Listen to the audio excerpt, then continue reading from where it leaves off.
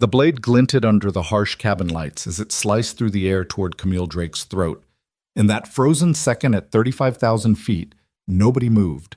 Nobody except Ethan Ward, whose body launched forward on pure instinct, knowing he had mere heartbeats to prevent a murder. What happened next would transform two strangers' lives forever, binding them through blood, courage, and an unexpected connection neither saw coming. Welcome to a story that proves heroes don't wear capes. Sometimes they're just exhausted single dads trying to make it home. Drop a comment with your city below and let me know where in the world this story has reached. Now, let's begin where it all started, with a man who just wanted to sleep through his flight. The Chicago O'Hare Departure Lounge at 11:47 p.m. was a purgatory of fluorescent lights and overpriced coffee. Ethan Ward sat hunched in a plastic chair that had seen better decades, his calloused fingers wrapped around a paper cup that had gone cold 20 minutes ago. His phone screen showed the time, but more importantly, it showed the photo he'd been staring at for the past hour. Lily, his 7-year-old daughter, dressed in her butterfly costume for tomorrow's school recital. "Daddy, you promise you'll be there?" Her voice echoed in his memory from their call 3 hours earlier. "Miss Henderson says I'm the lead butterfly. The most important one." "Wouldn't miss it for the world, baby girl," he'd promised, even as he watched his connecting flight get delayed for the third time. The red-eye to New York was his last shot at keeping that promise. Gate 47B finally crackled to life with the boarding announcement. Ethan shouldered his worn duffel bag, the same one he'd carried through 2 tours in Afghanistan, and joined the shuffling line of exhausted travelers. His boarding pass read 23C, middle seat, economy. Perfect. Just perfect. The woman in front of him was arguing with the gate agent about her upgrade not going through. Behind him, a businessman barked into his phone about quarterly projections. Everyone had somewhere important to be, something crucial waiting for them. But Ethan doubted any of them had a 7-year-old counting on them to watch her spread her paper wings and fly. He'd been in Chicago for a job interview, assistant manager at a chain auto shop. Nothing glamorous, but it paid $4 more an hour than his current gig at Tony's Garage in Queens. $4 that meant Lily could stay in her good school, maybe even take those piano lessons she'd been asking about. The interview had gone well, or at least he thought it had. These days you never really knew. These days, guys like him, 35, no college degree, just military service and a decade of turning wrenches, were a dime a dozen. The jet bridge smelled like every jet bridge he'd ever walked down. Recycled air, industrial carpet, and that particular brand of travel exhaustion that clung to everything. Flight attendants stood at the aircraft door with practiced smiles that didn't quite reach their eyes. Ethan nodded at them, fellow members of the Working Too Hard for Too Little club, and made his way down the narrow aisle.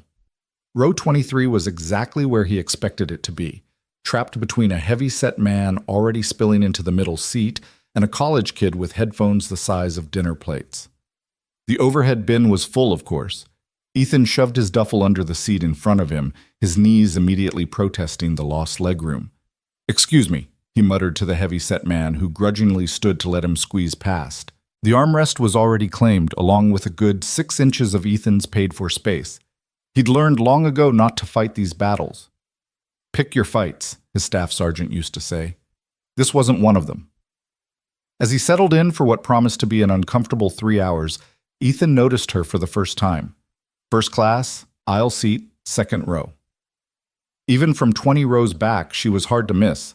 Not because she was beautiful, though she was, in that polished, magazine cover way that seemed almost artificial under the harsh cabin lights. It was the way she held herself, spine straight, fingers flying across a laptop keyboard with the focused intensity of someone for whom every minute was money. Camille Drake. He recognized her from the business magazines in the airport bookstore. CEO of Drake Industries, the pharmaceutical company that had been all over the news lately.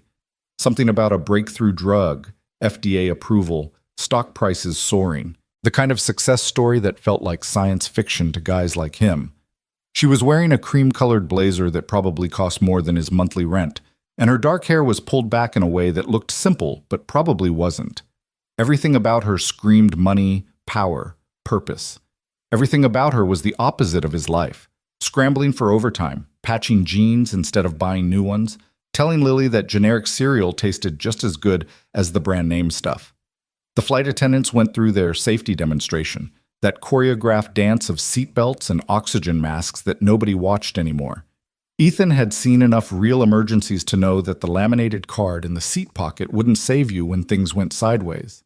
When real danger came, you either moved or you didn't. You either acted or you froze.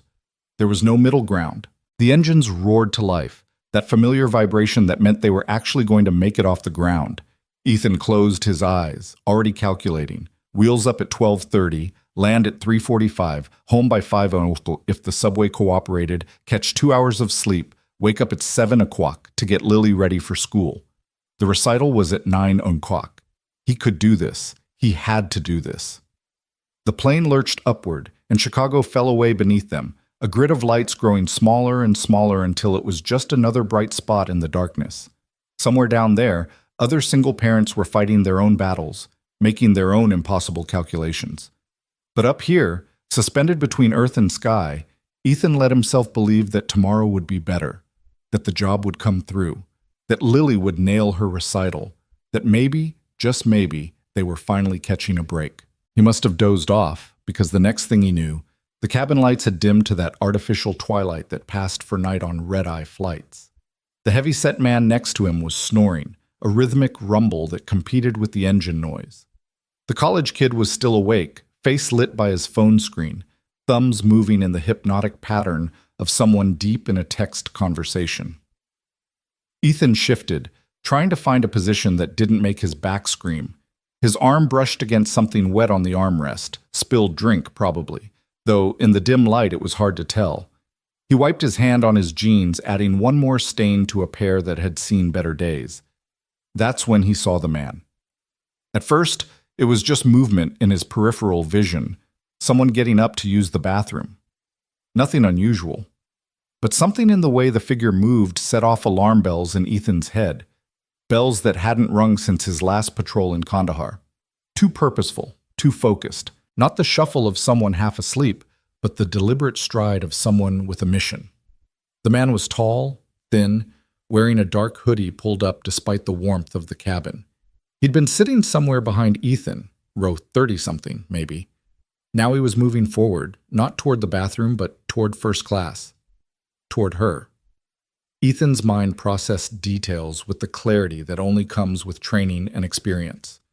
The man's right hand was in his hoodie pocket, gripping something. His left hand was clenched, trembling slightly. Adrenaline, not fear. His head was down, but his eyes were up, locked on a target.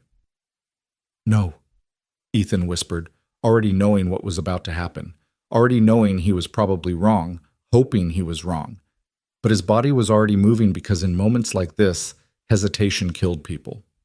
The man pulled out the knife just as he passed row 10. It wasn't a pocket knife or a Swiss Army tool that somehow got past security. It was something improvised, maybe ceramic, maybe some kind of composite material, the kind of thing that wouldn't set off metal detectors but could still open a throat. The blade was maybe 4 inches long, white or gray in the dim light, and sharp enough to catch the reading light of a passenger in row 8 who gasped and pointed. "Camille Drake!" the man shouted, his voice cracking with either rage or fear or both. "You killed them! Your drugs killed them all!" Time did that thing it does in combat, simultaneously speeding up and slowing down, every second stretching like taffy while also racing past too fast to think. Ethan was already up, his seatbelt somehow unbuckled though he didn't remember doing it. The heavy-set man next to him grunted in surprise as Ethan essentially climbed over him, using the armrest as a launching point. "Everyone down!" Ethan roared in his command voice, the one that had gotten 18-year-old kids to follow him into firefights. "Get down now!" Some passengers obeyed instinctively. Others froze. A few pulled out their phones because apparently documenting disaster was more important than surviving it. But Ethan wasn't watching them. His entire world had narrowed to the space between the attacker and Camille Drake, who was turning in her seat, her face registering confusion that was about to become terror. The aisle was an obstacle course of legs, bags, and elbows. Ethan bulldozed through them, his shoulder clipping a flight attendant who was reaching for the intercom. Someone's coffee went flying, the hot liquid splashing across 3 rows. A woman screamed. A baby started crying. The chaos was spreading like wildfire, but chaos was good. Chaos meant confusion, and confusion might buy him the seconds he needed. The attacker was fast, faster than Ethan had anticipated. He was already at row 3, the knife raised, his intention clear. Camille had turned fully now, her laptop sliding off her tray table, her hands coming up in an instinctive defensive gesture that wouldn't stop a determined 5-year-old, much less a blade. "Your poison killed my daughter," the man screamed. 37 people dead. You knew. You all knew. Ethan's tackle caught the attacker at row 2, his shoulder driving into the man's ribs with the full force of his momentum. They went down hard, the attacker's head bouncing off an armrest with a sound like a melon dropping. But he held on to the knife because of course he did. They always held on to the weapon. It was the last thing they let go of. They hit the floor in a tangle of limbs, Ethan on top for a precious second before the attacker bucked and rolled. The knife came around in a wild arc, and Ethan felt it catch his left forearm, not deeply, but enough to know he'd been cut. Hot blood immediately soaked through his shirt sleeve.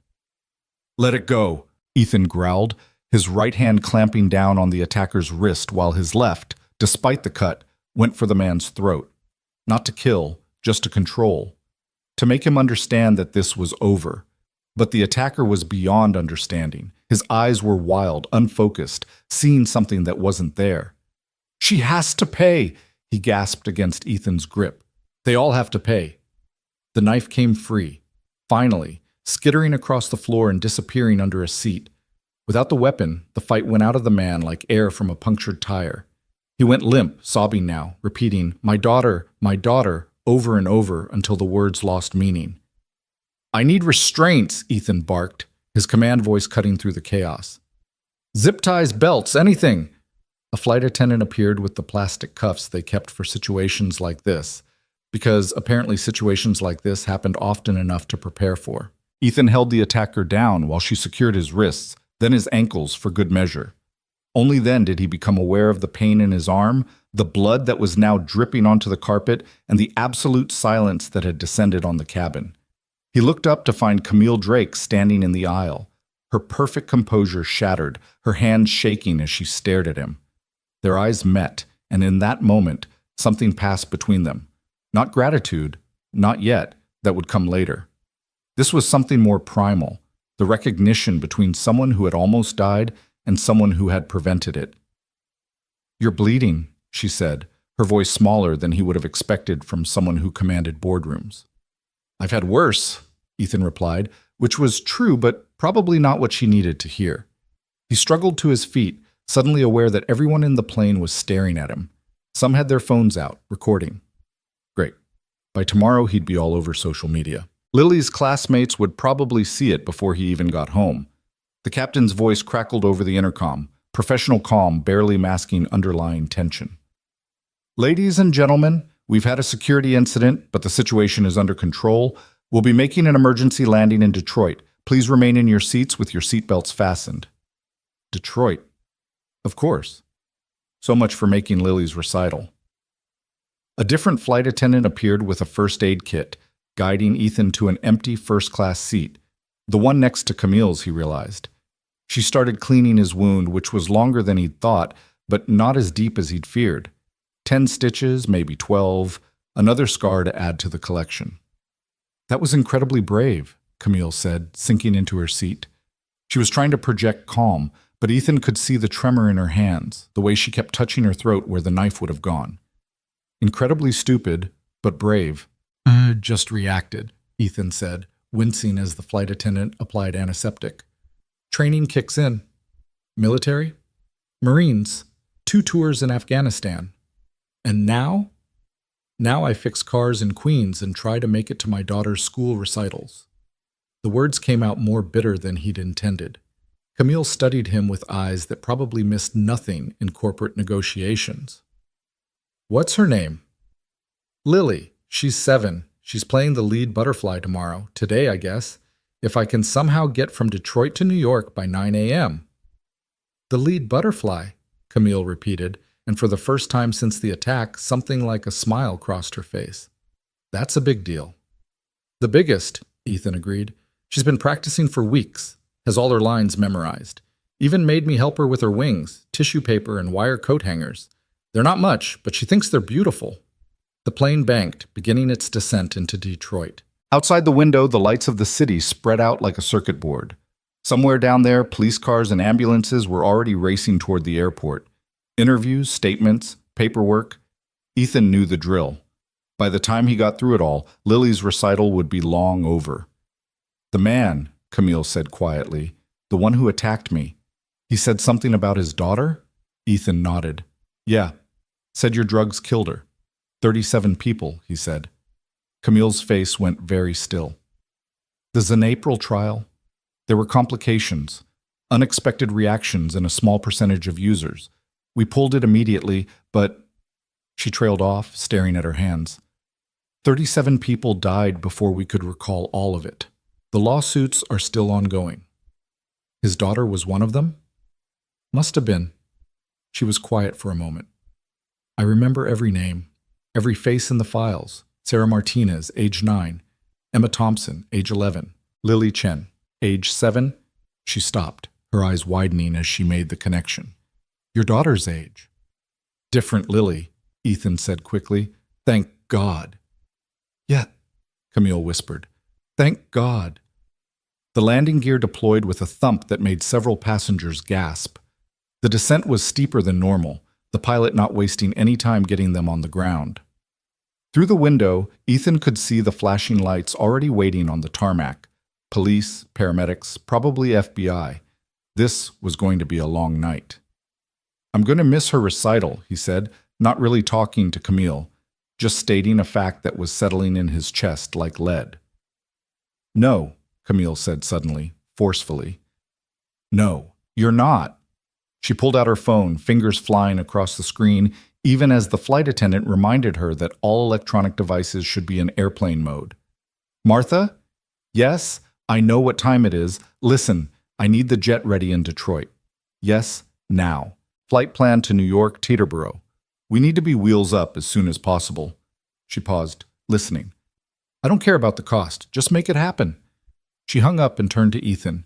My company keeps a private jet for emergencies. This qualifies. We'll get you to your daughter's recital. I can't, Ethan started. Yes, you can. You will. That man would have killed me. You saved my life. The least I can do is make sure you keep a promise to a 7-year-old butterfly. The plane touched down harder than usual, the pilot not bothering with finesse. As they taxied toward whatever gate had been cleared for them, Ethan could see the circus waiting, emergency vehicles, law enforcement, media vans already setting up despite the late hour. Or early hour. He'd lost track of time. This is going to be a circus, he said. Yes, Camille agreed, but I have very good lawyers. We'll make it as quick as possible. The seatbelt sign dinged off, but nobody moved. The captain came on again, instructing everyone to remain seated until law enforcement had boarded and removed the individual in custody. Through it all, the attacker hadn't stopped crying, a broken sound that reminded Ethan too much of fathers he'd seen in Afghanistan, holding children who would never wake up. 2 Detroit police officers boarded first, followed by what looked like federal agents. They hauled the attacker to his feet, his legs barely supporting him. As they dragged him past, he looked at Camille with eyes that had gone empty. She was only 9, he said. She just wanted the headaches to stop. Camille's composure finally cracked. A single tear ran down her cheek, but she didn't wipe it away. I'm sorry, she said, loud enough for him to hear. I'm so sorry. Whether the man heard her or not, Ethan couldn't tell. He was already gone, disappeared into the jet bridge and into whatever legal nightmare awaited him. The cabin remained silent for a long moment afterward, everyone processing what they'd just witnessed. Then the paramedics arrived for Ethan. Sir, we need to look at that arm. It's fine, Ethan protested, but Camille was already guiding him up. Let them look, she said. We need you in one piece for that recital. The next hour was a blur of controlled chaos. Paramedics insisted on taking him to the ambulance for proper treatment. His arm needed 8 stitches, not 12. He'd overestimated. Police took his statement while the medic worked, efficient multitasking that he might have appreciated under different circumstances. Camille never left his side, handling her own statement while simultaneously coordinating on her phone. Mr. Ward's a hero, one cop said to another, not quite quietly enough. Probably saved her life. Just did what anyone would do, Ethan mumbled, uncomfortable with the label. No, the cop replied. They wouldn't. We've got 40 witnesses and exactly one person who acted. That's you, pal. The media had multiplied like rabbits while they were being processed. Cameras, microphones, shouted questions, all of it aimed at Camille, who handled it with the grace of someone used to public scrutiny. She gave a brief statement, praising the crew and passengers, singling out Ethan as someone whose quick actions prevented tragedy.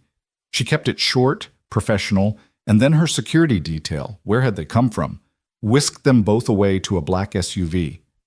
The jet's ready, she said as they pulled away from the chaos. 40-minute flight to Teterboro, then 20 minutes into Manhattan. What time is the recital? 9 o'clock, Ethan said, checking his phone. 4:47 a.m. At PS 84 in Queens. We'll make it, Camille said, with the confidence of someone used to bending reality to her will. The private terminal was a different world from the commercial chaos they'd just left. No lines, no security theater, just a sleek Gulfstream waiting on the tarmac with its engines already running. Ethan had seen plenty of military aircraft, but this was something else. Leather seats that probably cost more than his car, wood paneling that belonged in a boardroom, not an airplane. I've never been on a private jet, he admitted as they settled in. I never used to think they were necessary, Camille replied, accepting a glass of water from the flight attendant. A different breed entirely from the exhausted crews on commercial flights. Then I became a target. Funny how attempted murder changes your perspective on security. This wasn't your first attempt? She gave him a look that managed to be both sad and amused. Mr. Ward, Ethan. Ethan. When you make drugs that save lives, but sometimes, rarely, but sometimes, end them, you make enemies. I've had death threats, protests, 3 attempted break-ins at my home. But this, she touched her throat again. This was the closest anyone's gotten. The jet accelerated down the runway, climbing steeply into the pre-dawn darkness. Detroit fell away beneath them, and Ethan felt the surreal displacement of the last 2 hours. He'd started the night hoping to make it home for a school recital. Now he was on a private jet with a pharmaceutical CEO whose life he'd just saved, his arm throbbing with fresh stitches, his shirt stained with blood, and absolutely nothing about this felt real. Tell me about Lily, Camille said suddenly. What? Your daughter. Tell me about her. I'd like to know about the little girl whose recital we're racing to attend. So Ethan talked. He told her about Lily's obsession with butterflies, how she'd memorized every species in the field guide he'd bought her at a used bookstore, how she'd written her own lines for the recital because the ones the teacher gave her weren't butterfly enough, how she practiced her wing movements in their tiny apartment, knocking over lamps and picture frames, but he didn't have the heart to tell her to stop. He told her about raising Lily alone after his ex-wife decided motherhood wasn't for her and disappeared when Lily was 18 months old, about the juggling act of daycare and work schedules, about missing school events because he couldn't afford to lose the hours, about the guilt that ate at him every time he had to tell Lily that Daddy had to work. She sounds remarkable, Camille said when he finally ran out of words. She is. She's everything. Ethan stared out the window at the lightening sky. That's why I had to take the interview in Chicago. The extra money would mean I could be there more. Maybe actually be the father she deserves. You took a knife for a stranger, Camille pointed out. I think you're already the father she deserves. They landed at Teterboro as the sun was beginning to paint the Manhattan skyline gold. Another black SUV was waiting, engine running. Camille's efficiency was something to behold. No wasted motion, no delays, everything orchestrated like a military operation. I need to go home first, Ethan said as they pulled onto the highway. Change clothes, clean up. I can't show up to her recital looking like this.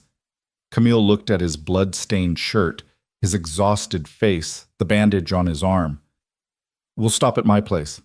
It's closer. I have a brother about your size. He keeps clothes there. I can't. Ethan, she interrupted, you saved my life. The least I can do is loan you a clean shirt. Her place turned out to be a penthouse overlooking Central Park, the kind of apartment that Ethan had only seen in movies. Floor-to-ceiling windows, modern art that probably cost more than he'd make in a lifetime.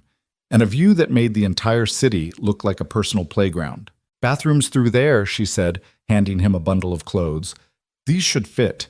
Marcus is a bit taller, but close enough." The clothes were designer, of course. Jeans that fit better than anything he'd ever owned. A button-down shirt that felt like silk. Even socks that somehow managed to be luxury items. Ethan stared at himself in the bathroom mirror, exhausted, battered, wearing clothes that cost more than his rent, about to attend his daughter's recital after one of the strangest nights of his life. When he emerged, Camille had changed too, trading her blood-speckled business attire for something more casual but still effortlessly elegant. She was pouring coffee from a French press that probably had its own insurance policy. "You clean up well?" she said, offering him a cup. "These clothes cost more than my truck," Ethan replied, accepting the coffee gratefully. "Keep them," she said. "Marcus has dozens. He won't even notice they're gone." They stood there for a moment, drinking coffee in her palace in the sky, the morning sun turning everything golden. It should have been awkward. The mechanic and the CEO, the single dad and the pharmaceutical heiress, two people from different worlds thrown together by violence and circumstance. But it wasn't awkward. It was something else. "We should go," Ethan said finally. "Traffic's going to be rough." The ride to Queens was a journey between worlds, from Camille's rarefied Manhattan through the bridge and tunnel battlefield of morning commuters, into the working-class neighborhoods that Ethan called home. PS 84 was a brick building that had seen better decades, surrounded by chain-link fence and decorated with children's artwork that tried to make up for what the budget couldn't provide. "This is it," Ethan said as they pulled up. Parents were already streaming in, most looking as harried as he usually did. "You don't have to come in." "Are you kidding?" Camille said. "I want to see the lead butterfly." The auditorium smelled like industrial cleaner and children's excitement. Rows of metal folding chairs faced a stage with a hand-painted backdrop of a garden that looked like it had been created by enthusiastic, if not entirely skilled second graders. Parents juggled coffee cups and phone cameras. Younger siblings squirmed and complained, and teachers tried to maintain order with the weary determination of combat veterans. "Daddy!" Lily burst from the side door in full butterfly regalia, tissue paper wings that were already slightly crumpled, antennae made from pipe cleaners that listed to one side, and a smile that could have powered the entire city. "You made it! You made it! I knew you'd make it!" She crashed into him with the force of a small hurricane, and Ethan lifted her up, spinning her around while trying not to damage her wings further. Over her shoulder, he saw other parents watching, some recognizing him from what must have been morning news coverage, whispering behind their hands. "I told you I wouldn't miss it, baby girl." "Who's she?" Lily asked, noticing Camille with the directness that only children possess. "This is Ms. Drake. She helped me get here on time." Lily studied Camille with serious eyes. "Are you Daddy's girlfriend?" "Lily!" Ethan felt his face burn, but Camille just laughed, a genuine sound that transformed her face from corporate beautiful to actually beautiful. "No, sweetheart, but I'm hoping I might be his friend. Would that be okay?" Lily considered this. "Do you like butterflies?" "I'm learning to," Camille replied. "Then okay, you can sit with Daddy. I saved him a seat in the front row, but there's room for two. I have to go backstage now. Ms. Henderson says we have 3 minutes to places." She kissed Ethan's cheek, leaving a smear of the glitter that someone had applied liberally to her face, then disappeared back through the side door with her wings bouncing. Ethan and Camille found their seats, front row, center, with "reserved for Lily's dad" written in crayon on a piece of paper taped to the chair. As they settled in, Ethan was acutely aware of how out of place Camille looked in this world of working parents and public school budget constraints.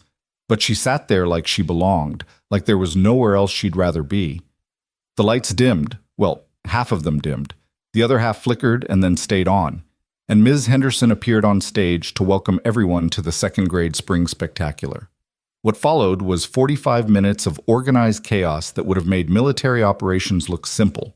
Kids forgot lines, wings fell off, someone started crying in the middle of the flower dance, and it was absolutely perfect. Lily commanded the stage with the confidence of someone who knew, absolutely knew, that she was meant to be a butterfly. Her lines, the ones she'd written herself, were about transformation, about becoming something beautiful, about learning to fly even when you're scared.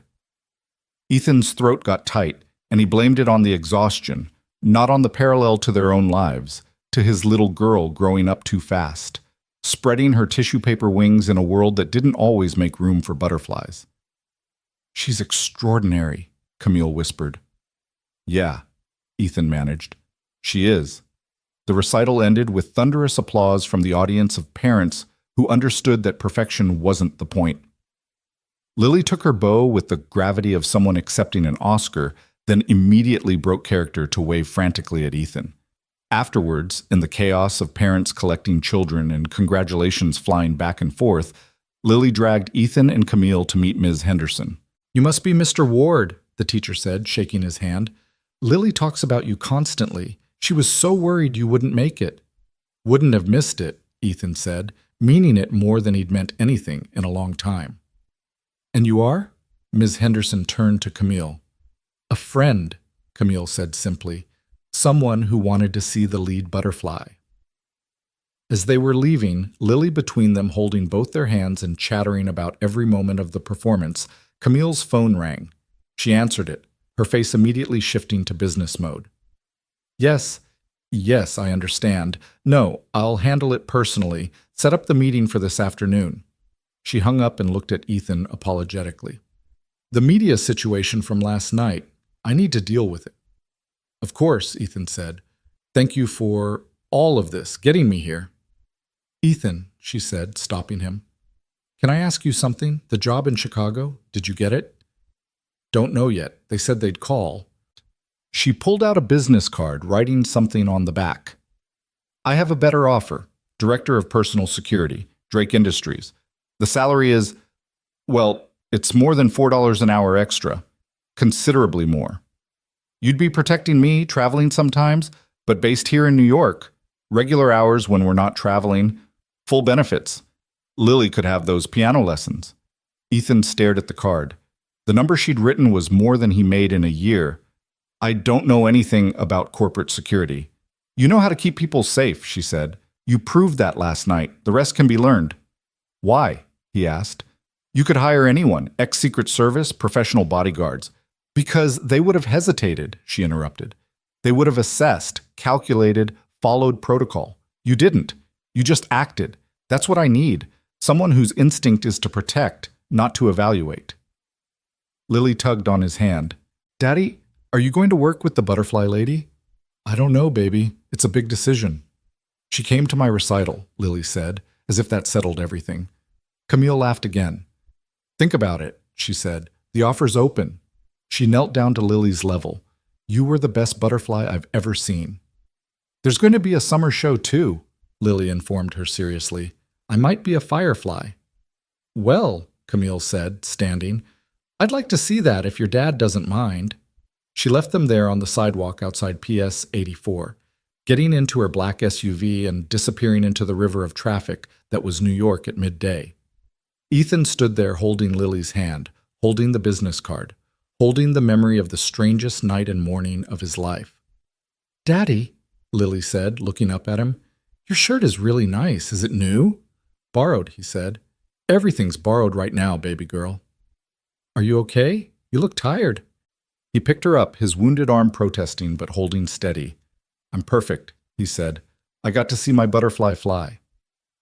That night, after Lily was asleep, her butterfly wings carefully hung on the back of her door, Ethan sat in their tiny kitchen and stared at Camille's business card. The news was playing on his laptop, footage from the plane, passengers describing what had happened, Camille at a press conference handling questions with poise while mentioning the heroic actions of Ethan Ward at least 3 times. His phone rang. Chicago area code. "Mr. Ward, this is Tom Morrison from Midwest Auto. I wanted to let you know that while we were impressed with your interview, we've decided to go with another candidate." "I understand," Ethan said, feeling nothing but relief. "Thank you for the opportunity." He hung up and immediately dialed the number on the back of Camille's card. She answered on the second ring. "I was hoping you'd call." "Is the offer still open?" "Yes." "Then I accept. When do I start?" Monday, if that works. But Ethan, there's something else. The man from the plane, the one who attacked me. His name is James Chen. His daughter was named Lily, just like yours. She died 3 months ago from complications related to our drug trial. He's been institutionalized for psychiatric evaluation, but his wife, she wants to meet with me, to talk. Would you come with me? As my security, but also as someone who understands what it means to love a daughter that much? Ethan looked at the photo on the refrigerator. Lily in her butterfly wings, laughing at something off camera, alive and healthy and perfect. Yes, he said. I'll come. Thank you, she said softly. For everything. For last night. For today. For saying yes. Camille, he said, using her first name for the first time since she'd introduced herself. Can I ask you something? Of course. In all your corporate security planning, did you ever imagine you'd hire someone because a 7-year-old butterfly vouched for them? Her laugh was answer enough. Monday came faster than expected. Ethan stood outside the Drake Industries building, a gleaming tower of glass and steel that rose into the Manhattan sky like a declaration of ambition. He was wearing his own clothes this time, new ones, bought with an advance Camille had insisted on to maintain the appropriate professional appearance. They weren't as expensive as Marcus's clothes, but they fit well, made him look like someone who belonged in this world of marble lobbies and executive elevators. Mr. Ward? A young woman appeared at his elbow. Ms. Drake is expecting you. This way, please. The executive floor was another universe entirely. Hushed conversations, original artwork, views that made the whole city look conquerable. Camille's office occupied a corner, walls of glass on 2 sides, a desk that was more sculpture than furniture, and her, standing at the window, phone pressed to her ear, orchestrating something complex with the casual authority of someone used to being obeyed. She ended the call when she saw him. You came. Said I would. Your arm? Healing. The stitches come out Thursday. She nodded, then pressed an intercom button. Martha, please send in Marcus. The door opened and a man entered who could only be Camille's brother, same dark hair, same sharp features, but where she was all controlled elegance, he was casual confidence, designer jeans, and a t-shirt that probably cost more than most people's formal wear. So you're the hero from the plane, Marcus said, extending his hand. Cam showed me the footage. Impressive takedown. Just reacted, Ethan said, shaking his hand. Good reactions. I hear you're joining the team. Fair warning. My sister's a workaholic who thinks sleep is for the weak and food is just fuel between meetings. Your main job might be making sure she actually eats lunch. Marcus, Camille warned. What? Someone needs to tell him the truth. Last bodyguard quit because she kept forgetting he was there and leaving him places. Found him once in a conference room in Tokyo. He'd been there for 6 hours. That was one time, Camille protested. Ethan looked between them, seeing a dynamic that was familiar despite the foreign setting. They were siblings, with all the teasing and protection that implied. It made Camille more human, less the untouchable CEO, and more someone who probably got gum in her hair as a kid and blamed her brother. There's a full briefing package, Camille said, handing him a tablet. Threat assessments, travel schedules, protocol documents. It's a lot. But the immediate concern is tomorrow. The meeting with Mrs. Chen. James Chen's wife, Ethan said, and Itamam. Helen Chen, she reached out through her lawyer. She says she needs to understand what happened, needs to talk to someone from the company. I want to meet with her, but my legal team is having collective heart attacks about liability issues. You're going anyway, Ethan observed. Of course I am. Her husband tried to kill me because our drug killed their daughter. The least I can do is look her in the eye and apologize. It's a security nightmare, Marcus said. Meeting with the wife of someone who attacked you. What if it's a setup? What if she's as unstable as her husband? That's why I have Ethan, Camille said simply. The faith in her voice was both flattering and terrifying. Ethan had protected people in combat, but that was different. Clear enemies, defined battlefields. This was a grieving mother in a coffee shop in Brooklyn. The dangers were emotional, legal, possibly physical, but definitely not clear-cut. I'll need to see the location first, Ethan said. Scout it, establish exits, figure out sight lines. Whatever you need, Camille agreed. The next day, they sat in a coffee shop in Park Slope, the kind of place that served ethically sourced beans and had more laptop-wielding writers than actual coffee drinkers. Ethan had arrived an hour early, mapping every entrance and exit, identifying potential threats, minimal, and potential problems, numerous, but mostly legal rather than physical. Helen Chen looked like grief had hollowed her out and left only the shell. She was probably 40, but moved like someone decades older, each step careful and deliberate, as if the ground might give way. She clutched a worn folder against her chest, and her eyes were red-rimmed behind thick glasses. "Mrs. Chen." Camille stood, extending her hand. Helen looked at it for a moment, then shook it briefly. "Ms. Drake, thank you for agreeing to meet." They sat, Ethan positioning himself where he could see both the door and the windows, close enough to intervene but far enough not to intrude. This was Camille's meeting. He was just insurance. "I need to understand," Helen began without preamble. "The drug that killed Lily, my Lily, how did it happen? How did something meant to help her end up—" She couldn't finish. Camille explained, her voice clinical but not cold, walking through the trial, the unexpected interactions in a small percentage of users, the recall that came too late for 37 people.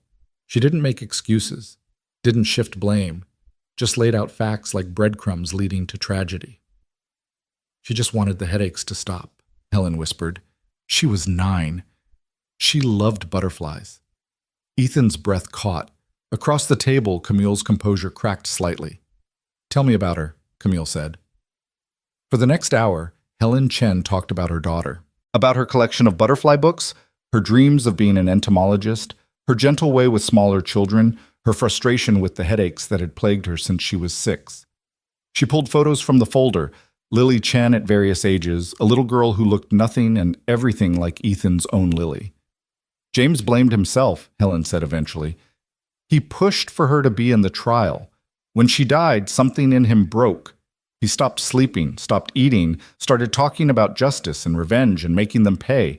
I tried to get him help, but grief doesn't follow treatment protocols," Camille finished softly. "No, it doesn't." Helen looked at Ethan for the first time. "You're the one who stopped him." "Yes." "Thank you," she said simply. "He would have hated himself even more if he'd succeeded. He's not a violent man, wasn't. Before. He's getting help now," Camille said. "The best psychiatric care. I'm covering the costs." Helen's eyes widened. "You don't have to—" "Yes, I do. I can't bring Lily back. I can't undo what our drug did. But I can make sure your husband gets the help he needs and that you're taken care of while he does." They talked more about legal settlements and medical care and the peculiar arithmetic of putting a price on a life. But underneath the practical discussions was something else. 2 women connected by tragedy, one whose ambition had indirectly caused a death, the other whose loss had driven her husband to attempted murder. As they were leaving, Helen stopped Ethan.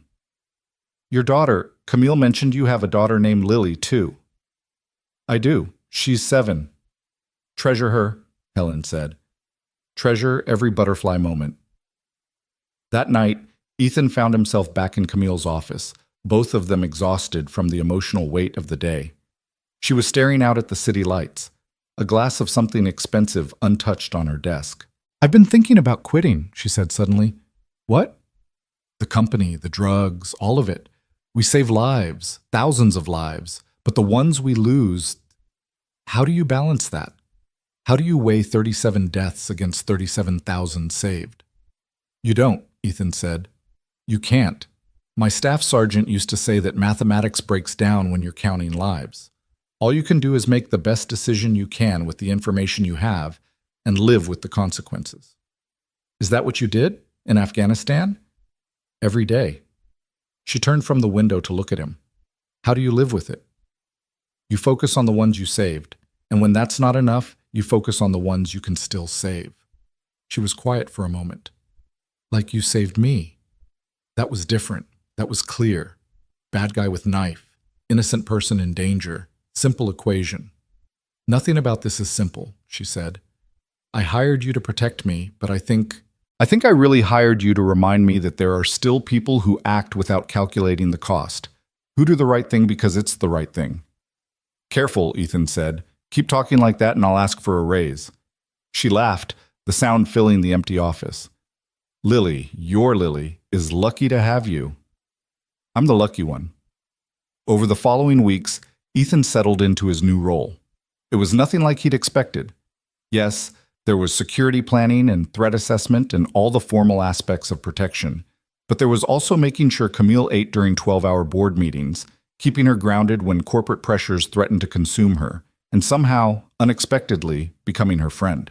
3 months into the job, Ethan had developed a routine that would have seemed impossible back when he was working at Tony's garage. Morning drop-off at Lily's school, then straight to Drake Industries where he'd shadow Camille through a maze of meetings, conferences, and corporate warfare disguised as polite conversation. He'd learned to read threats in smiling faces, danger in seemingly innocent invitations, and most importantly, he'd learned to read Camille herself.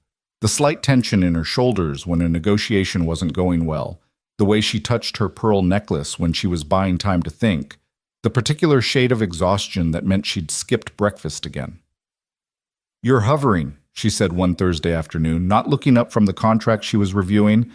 They were in her office, the September sun painting Manhattan gold through the floor-to-ceiling windows. "You haven't eaten since that half croissant at 7 this morning," Ethan replied, setting a sandwich from her favorite deli on the desk. "That was 9 hours ago. I'm not hungry. Wasn't a question. Eat." She looked up then, amusement flickering in her eyes. "When did you become my mother?" "When you hired me to keep you alive. Starving yourself to death would look bad on my performance review." She picked up the sandwich, taking a deliberate bite while maintaining eye contact. Happy. Ecstatic. The truth was, their dynamic had evolved into something neither had expected. He wasn't just her bodyguard. He was her anchor to the world outside corporate spreadsheets and pharmaceutical trials. And she somehow had become more than just his employer. She'd shown up at 3 more of Lily's school events, sitting in those uncomfortable metal chairs like she belonged there, cheering for a 7-year-old's art project with the same intensity she brought to board presentations. "We have the Washington trip next week," Camille said, returning to her papers but still eating the sandwich. "Congressional hearing on drug pricing. It's going to be hostile." "More hostile than usual?"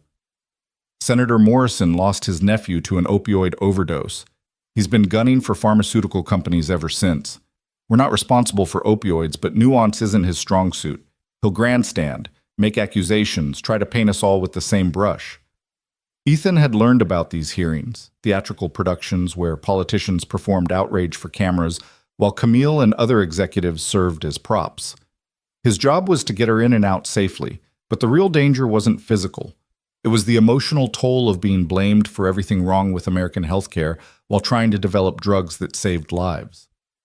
"How many death threats this week?" he asked casually, a question that would have seemed insane in his old life, but was routine now. 4. "Martha forwarded them to you?" "She did. 3 are just angry rambling, but 1 concerns me. Very specific details about your schedule. I've coordinated with DC Metro Police and hired additional security for the hotel." Camille nodded absently, already mentally moving past potential threats to her life and back to quarterly projections. This was what amazed him most about her, the ability to compartmentalize danger, to accept it as just another cost of doing business. His phone buzzed. School number. "I need to take this," he said, already knowing what it was about. Lily had been complaining about stomach aches for 3 days, the kind that mysteriously appeared during math class and disappeared during art. "Mr. Ward, this is Nurse Patricia at PS 84. Lily's running a fever. She needs to be picked up." "How high?" 101.3. "She's asking for you." Ethan looked at Camille, who was already waving him away. "Go, take the car. I'm not leaving the office today anyway." "You sure?" "Ethan, go get your daughter. That's an order." 20 minutes later, he was holding Lily's hot little hand as they walked to the waiting town car, her butterfly backpack slung over his shoulder. She was genuinely sick this time, not math class sick, and she leaned against him with the boneless trust of a child who knew absolutely that her father would make everything better. "Can we go to your work?" she asked as they settled into the back seat. I want to see Ms. Camille. You're sick, baby. We're going home. Please? She has that really comfortable couch in her office, and she tells good stories. The fact that his 7-year-old knew about the couch in his boss's office said everything about how their lives had changed. Camille had become a fixture, someone Lily drew pictures for, someone who remembered her favorite ice cream flavor and the names of all her stuffed animals. Just for a few minutes, Ethan conceded, knowing he was being manipulated but unable to resist his daughter's fevered eyes. When they arrived at Drake Industries, Camille took one look at Lily and immediately cleared her desk. Couch, she ordered, pulling a cashmere throw from a cabinet. I keep this for when board meetings run late. Lily curled up on the couch, looking tiny under the expensive blanket. Camille sat beside her, feeling her forehead with a practiced touch. My mom was a pediatric nurse, she explained to Ethan's surprised look, before she married my father and entered the pharmaceutical world. Some skills stick with you.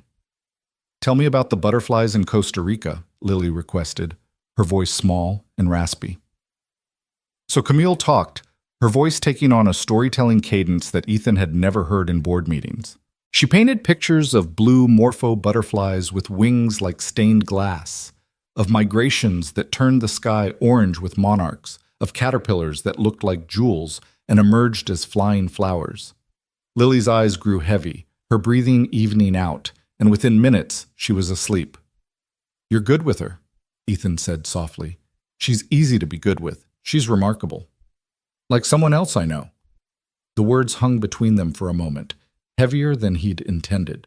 Camille looked at him, something shifting in her expression, but before she could respond, her desk phone rang. Ms. Drake? Senator Morrison's office is on line 1. He wants to discuss your testimony. The moment shattered. Camille was instantly back in CEO mode, taking the call, deflecting aggressive questions with diplomatic non-answers. Ethan watched her transform from storyteller to corporate warrior and wondered, not for the first time, which version was the real Camille Drake. The Washington trip came too fast. Ethan had done his homework, studied the layout of the Senate building, coordinated with Capitol Police, identified every entrance and exit in the hearing room. He'd even researched the other people testifying, looking for potential security risks among the various pharmaceutical executives who'd been summoned to explain why Americans paid more for drugs than anyone else in the world. You're nervous, Camille observed as their plane descended toward Reagan National. She was reviewing her prepared statement for the dozenth time, making notes in margins already crowded with revisions. Alert, not nervous. There's a difference. You've been checking your phone every 30 seconds. Lily's still running a fever. Mrs. Chen from 4B is watching her, but you're a father first, Camille closed her folder. We can postpone this. I can claim illness, reschedule. No, this is important. And Lily would never forgive me if you missed your testimony because of her. She made me promise to record it so she could watch Ms. Camille fight the mean senators. Camille smiled. She thinks I'm fighting them? She thinks you're a superhero. Your power is making medicine that helps people. And my kryptonite is congressional oversight. The hearing room was everything Ethan had expected. Wood paneling that radiated authority, cameras from every major news outlet, and senators arranged like judges at a tribunal. The pharmaceutical executives sat at a long table facing them, looking like defendants at their own trial. Camille was the only woman among them, something the cameras seemed particularly interested in. Senator Morrison was exactly what his photos suggested. Silver-haired, square-jawed, with the righteous anger of someone who'd found a cause that played well in swing states. He opened with a statement about American families forced to choose between insulin and rent, between cancer treatment and their homes, between staying alive and leaving their children inheritance instead of debt. It was effective theater, and Ethan could see its impact on the room. The other executives shifted uncomfortably, their prepared statements suddenly seeming tone-deaf. But Camille remained still, watching Morrison with the focused attention of someone studying an opponent. When her turn came to testify, she did something unexpected. She set aside her prepared statement. Senator Morrison, she began, her voice carrying despite no microphone. You lost your nephew Tyler to opioid addiction. He was 23, studying to be a teacher. He got hooked after a sports injury, prescribed pills he didn't need for pain that could have been managed otherwise. His death was preventable, and you have every right to be angry. Morrison's face flushed. How dare you? I dare because I've lost people too. Not to addiction, but to the diseases we're trying to cure. I've also lost people to our failures, 37 people to be exact, in a drug trial that went wrong. I know their names, their faces, their families.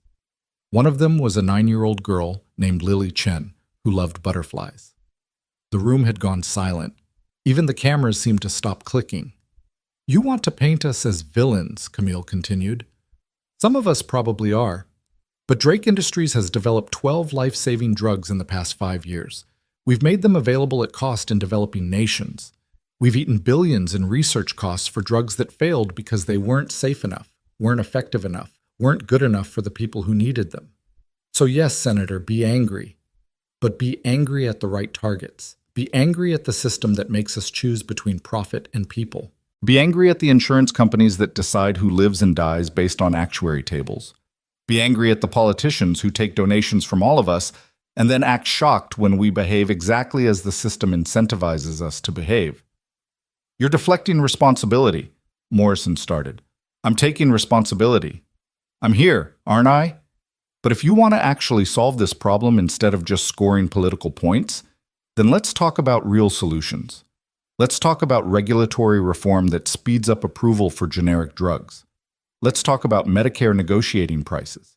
Let's talk about treating healthcare like a human right instead of a luxury good.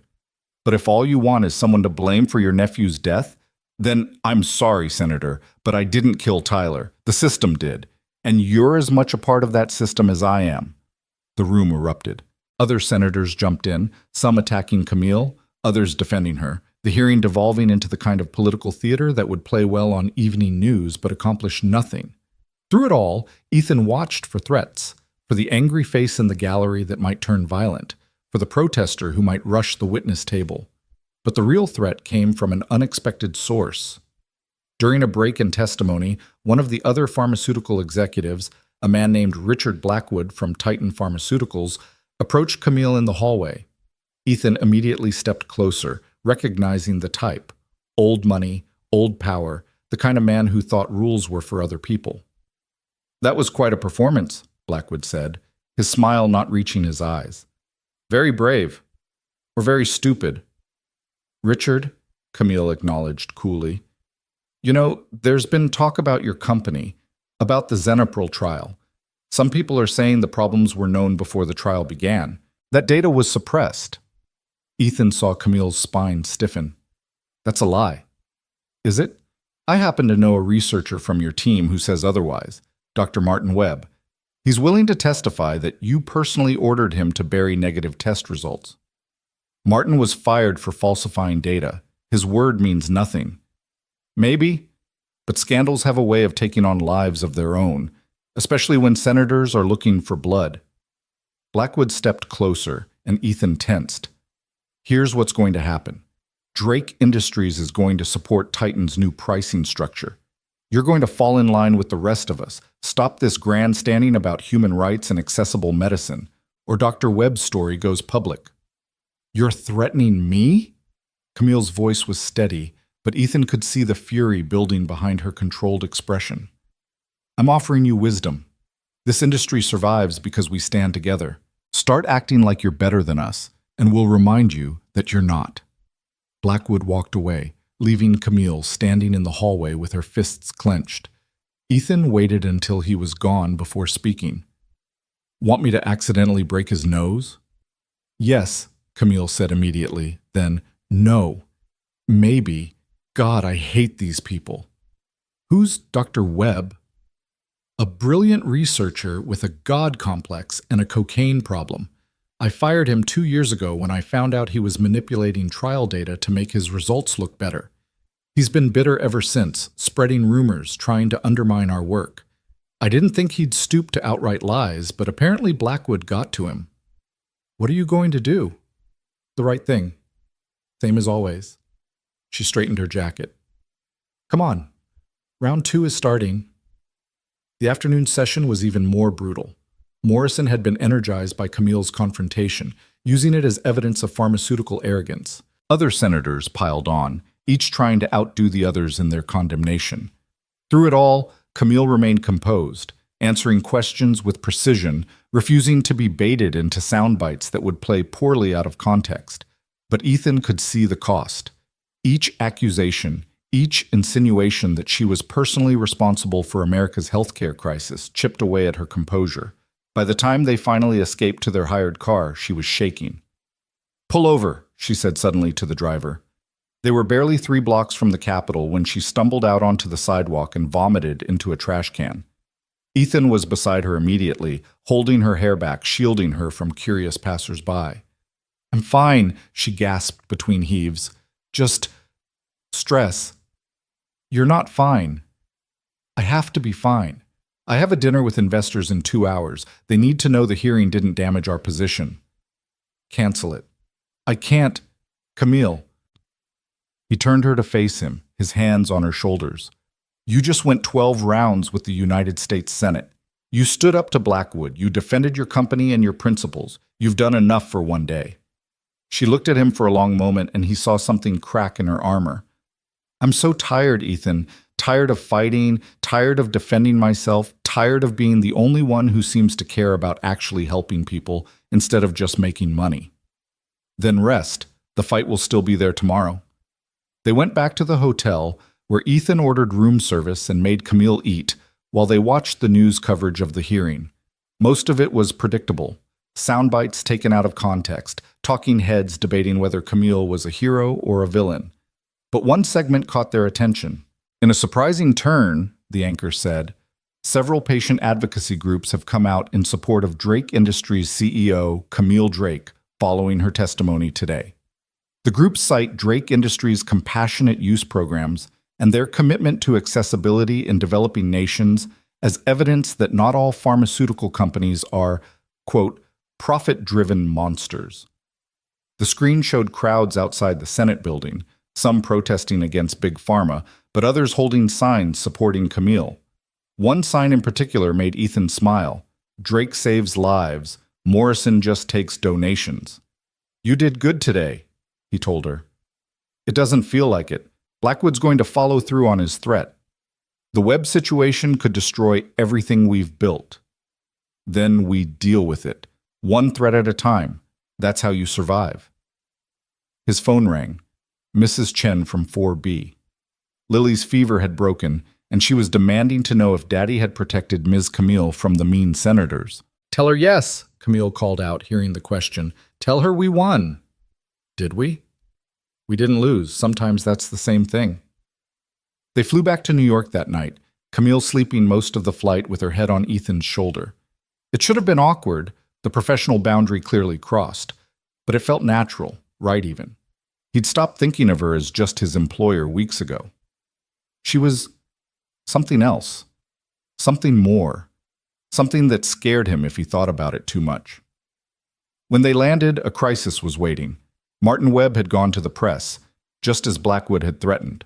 The story was everywhere. Respected researcher claims Drake Industries suppressed negative trial data. Whistleblower speaks out about corporate corruption, calls for investigation. "I need to go to the office," Camille said, exhaustion replaced by determination. "We need to get ahead of this." "It's 2 a.m. Scandals don't keep business hours. But Ethan drove home first, needing to check on Lily, needing to remind himself what really mattered. His daughter was sleeping peacefully, her fever gone, one arm wrapped around the stuffed butterfly Camille had given her after the recital. Mrs. Chen assured him everything was fine, refusing the extra money he tried to give her for staying so late. "You're a good father," she said. "And your boss, she seems like good people too. The news is saying terrible things about her." "The news is wrong." "I know. I can see it in how your Lily talks about her. Children know good people from bad." By the time Ethan reached Drake Industries, the executive floor was buzzing with crisis management. Lawyers, publicists, board members, all summoned from their beds to deal with the unfolding disaster. Camille was in the center of it all, orchestrating the response with the same intensity she brought to everything. "We need the trial data published," she was saying. "Everything. Every test. Every result. Every decision. Complete transparency." "That's insane," one of the lawyers protested. "It'll give our competitors everything." It'll also prove Webb is lying. The data speaks for itself. Camille, an older board member interjected, perhaps it's time to consider stepping back. Let someone else be the face of the company until this blows over. You mean step down? Temporarily, until we can clear this up. Ethan watched Camille process this, saw the moment she realized how quickly allies became adversaries when scandal touched them. No, she said simply. I built this company. I'm not abandoning it because some coked-up former employee decided to sell lies to the highest bidder. The arguments continued through the night and into the morning. By the time Lily's school day was starting, they had a plan, aggressive but risky. Full disclosure of all trial data, a press conference with patient advocates, and a lawsuit against Webb for defamation. It would either clear Camille's name or destroy her completely. I need to take Lily to school, Ethan said, finding Camille alone in her office as the sun rose over Manhattan. Go, I'll be fine. Will you? She looked at him, and for a moment all her exhaustion showed. I don't know, I've never had to fight something like this before. Medical challenges, I understand. Corporate competition, I can handle. But this is personal. Webb wants to destroy me because I held him accountable. Blackwood wants to destroy me because I won't play his games. Morrison wants to destroy me because he needs someone to blame. How do I fight all of them at once? You don't, Ethan said. You fight them one at a time, and you don't fight alone. I've always fought alone. It's safer that way. No collateral damage. Maybe, but it's also lonelier, and sometimes having someone watching your back means you can focus on the fight in front of you. She smiled then, a real smile despite everything. Is that military wisdom? No, that's life wisdom. Learned it the hard way after my ex left. Tried to do everything alone, raise Lily, work, survive. Nearly broke me. Then I learned to accept help. Mrs. Chen watching Lily when I worked late. Tony giving me advances when money was tight. Little things, but they added up, made the impossible possible. And now? Now I'm watching your back while you save the world, or at least try to. I'm not trying to save the world, just make it a little less broken. Same thing, different scale. The press conference was scheduled for that afternoon. Ethan dropped Lily at school, promising to pick her up on time, promising that Ms. Camille was okay, promising that the bad people on TV were lying. All the promises parents make when the adult world intrudes on childhood innocence. When he returned to Drake Industries, the building was surrounded by media vans and protesters. Some supported Camille, others demanded her arrest. Ethan guided her through the chaos, his body a shield between her and the shouting crowds. Someone threw an egg that splattered against his shoulder. Someone else shouted that Camille was a hero. The duality of public opinion in all its schizophrenic glory. The conference room was packed. Camille stood at the podium, flanked by patient advocates, people whose lives had been saved by Drake Industries drugs, people who knew the truth behind the headlines. One by one, they told their stories. A mother whose child's leukemia was in remission thanks to a Drake drug. A veteran whose PTSD was manageable because of their innovative treatment.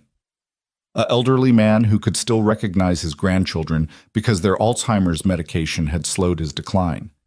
Then Camille spoke, laying out the facts with surgical precision. The trial data, now public, that showed every decision had been made with patient safety as the priority. Webb's history of falsification, his termination, his subsequent threats. The timeline that proved his accusations were impossible. He'd been fired 6 months before the Xanapril trial even began. I'm not perfect, she concluded. Drake Industries isn't perfect. We've made mistakes, and people have paid for those mistakes with their lives. I carry that responsibility every day. But we've also saved lives, thousands of them. We'll continue to save lives, continue to push for accessibility, continue to fight for the principle that medicine should heal, not bankrupt. Martin Webb's lies won't stop us. Richard Blackwood's threats won't stop us. Political grandstanding won't stop us. Because at the end of the day, this isn't about me or my company. It's about the people who need what we create. They're the only judges that matter. The room erupted with questions, but Camille had said what she needed to say. Ethan guided her out through a side door away from the chaos, into a quiet hallway where she could finally breathe. How'd I do? She asked. You told the truth. That's all you could do. Think it'll be enough? Before he could answer, his phone rang. Lily's school again. His heart sank. What now? Mr. Ward, this is Principal Martinez. There's been an incident. Some older children were saying things about Ms. Drake, and Lily, well, she punched one of them. She what? She punched a fifth grader who called Ms. Drake a murderer. We need you to come in. Ethan looked at Camille, who'd heard enough to understand. Go, she said. I'll handle things here. Camille, go. Your daughter just defended my honor. The least I can do is handle a few reporters alone. But she wasn't alone. Marcus appeared with a security detail, ready to take over protection duties. As Ethan left, he heard Camille dealing with the media's follow-up questions, her voice strong despite everything. At PS 84, Ethan found Lily sitting in the principal's office, ice pack on her knuckles, defiance radiating from her small frame. The fifth grader, a boy twice her size, was in the nurse's office with a bloody nose. Want to tell me what happened? Ethan asked after Principal Martinez left them alone. He said Ms. Camille kills people. He said she was evil and should go to jail. He said you work for a bad person. So you hit him? You fight bad guys. That's what you did on the plane. That's what you do every day. I was just helping. Ethan knelt down to her level. Baby girl, I appreciate you defending Ms. Camille, but violence isn't... You used violence on the plane. She had him there. How did you explain to a 7-year-old the difference between necessary force and playground justice? That was different. Someone's life was in danger. Bobby Henderson was being mean. That's dangerous too, just different. He pulled her into a hug. This fierce little warrior who'd inherited too much of his protective instinct and not enough of his restraint. No more punching, okay? Use your words. Words don't work with bullies. Sometimes they do, and when they don't, you tell a teacher. The teacher heard what Bobby said and didn't do anything. Another good point. His daughter was too smart for easy answers. They were interrupted by a knock. Camille stood in the doorway, still in her press conference suit, looking completely out of place in the elementary school office. How did you... Ethan started. Marcus told me what happened. I came to apologize. You didn't punch anybody, Lily pointed out. No, but my situation caused this. Your dad works for me, and that's making things difficult for you. I'm sorry. Lily stood up, walked over to Camille, and took her hand. It's not your fault Bobby Henderson is stupid. Lily, Ethan warned. What? He is. He believes everything he sees on TV. That's stupid. Camille knelt down, still holding Lily's hand. Thank you for defending me. That was very brave. But your dad's right. No more punching, okay? Okay. But if Bobby says mean things again, I'm going to tell him exactly how many people your medicines have saved. I looked it up. It's 247,892 as of last month. You looked that up? Ms. Camille's computer in her office. She lets me use it when I'm there. Ethan stared at his daughter, then at Camille, then back at his daughter. When had his 7-year-old become a corporate spy? Principal Martinez returned with forms to sign and stern warnings about violence having consequences. Lily would have detention for 3 days, letters of apology to write, and a mark on her previously spotless record. She accepted it all with dignity that would have made a Marine proud. As they left the school, Camille's phone rang constantly. Board members, reporters, lawyers, all demanding her attention, but she ignored them all, focused on Lily's chatter about unfair school policies and the proper use of force in defense of truth. I should get back, Camille said eventually. The board is meeting in an hour to discuss the situation. Will you come for dinner? Lily asked. Dad's making spaghetti. I don't think... Please? You look sad. Spaghetti helps with sadness. Camille looked at Ethan, who shrugged. She's not wrong. My spaghetti has healing powers. Medical opinion? Camille asked Lily. Absolutely. Dr. Lily prescribes pasta and butterfly stories. That evening, in Ethan's small Queens apartment, something shifted. Maybe it was the domesticity of it all. Camille helping with homework while Ethan cooked, the three of them around a table meant for two, Lily's excited chatter about everything and nothing. Maybe it was the way Camille fit into their space, designer suit and all, eating spaghetti from mismatched plates and laughing at Lily's jokes. Maybe it was the moment after dinner when Lily fell asleep on the couch between them, trusting and safe, while they watched the news coverage in silence. Something shifted. Maybe it was the domesticity of it all. Camille helping with homework while Ethan cooked, the three of them around a table meant for two, Lily's excited chatter about everything and nothing. Maybe it was the way Camille fit into their space, designer suit and all, eating spaghetti from mismatched plates and laughing at Lily's jokes. Maybe it was the moment after dinner when Lily fell asleep on the couch between them, trusting and safe, while they watched the news coverage in silence. "The board wants me to take a leave of absence," Camille said quietly, "until the web situation is resolved. Will you?" "I don't know. Maybe it would be better. Step back, let the lawyers handle it, come back when it's over." "That's not you." "No," she agreed. "It's not." On screen, a panel of experts debated Camille's future. One called her a hero whistleblower, another a corporate criminal. The truth, as always, was more complicated than either narrative.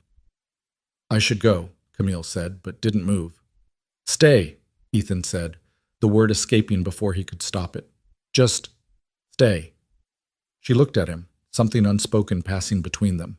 Then Lily stirred, mumbling about butterflies, and the moment passed. "I'll carry her to bed," Ethan said.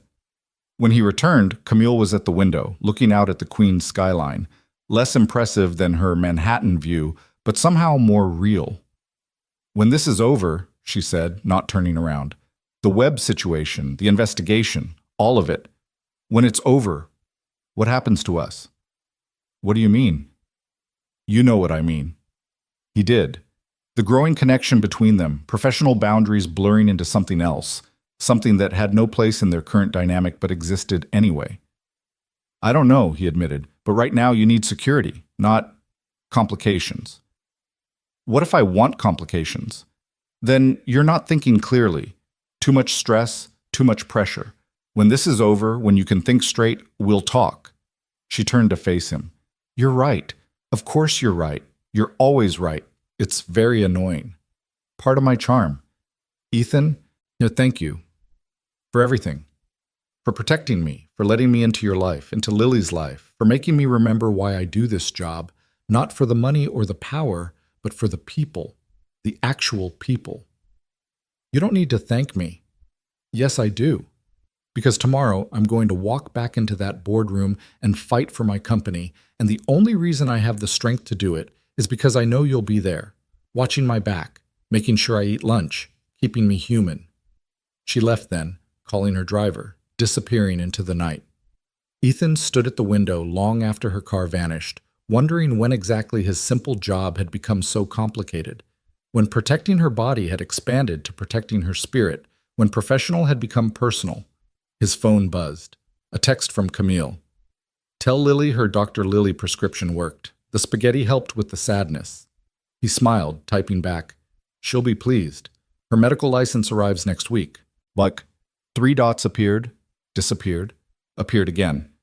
Then, "When this is over, I want those complications." He stared at the message for a long time before responding. "Me too." The next morning brought new battles. The board meeting was hostile, half the members wanting Camille gone, the other half recognizing that she was Drake Industries' best asset. The investigation into Webb's claims was moving forward, but slowly. The media had moved on to new scandals, but the damage lingered. Through it all, Ethan did his job.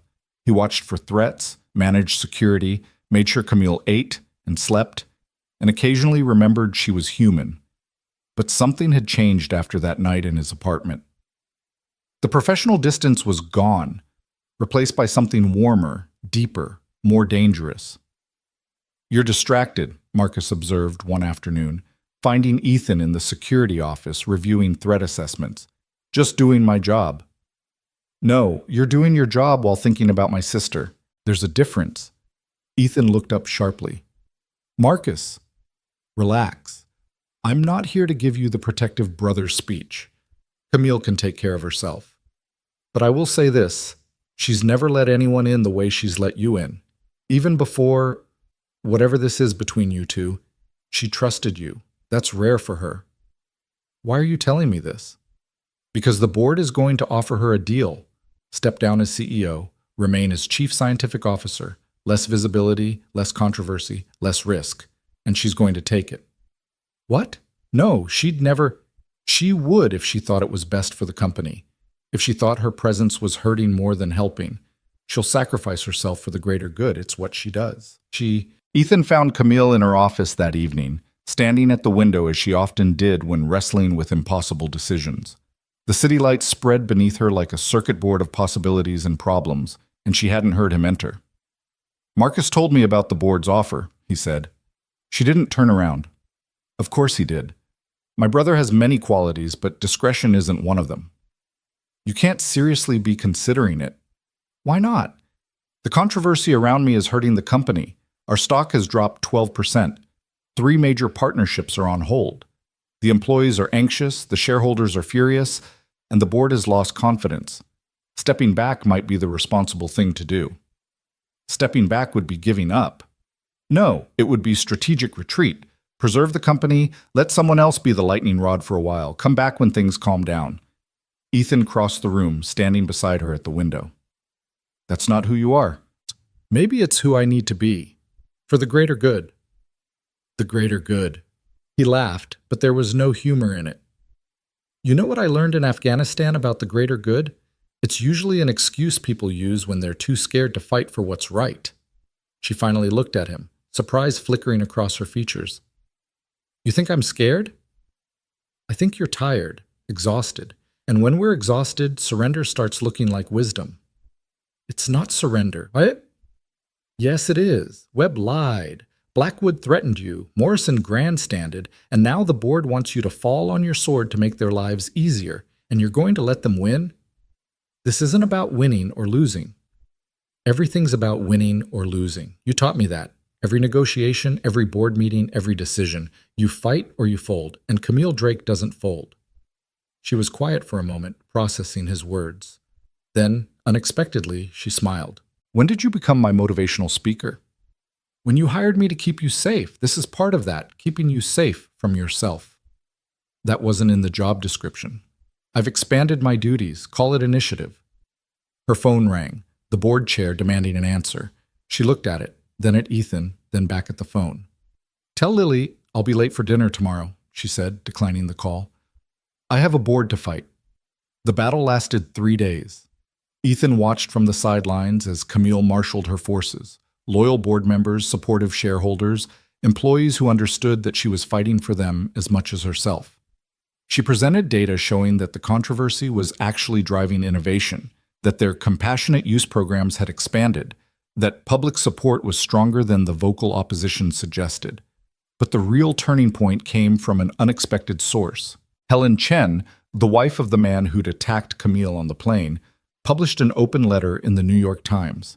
In it, she described her meeting with Camille, the genuine remorse she'd witnessed, the financial support Camille had quietly provided for her husband's treatment. She wrote about grief and blame and the danger of scapegoating.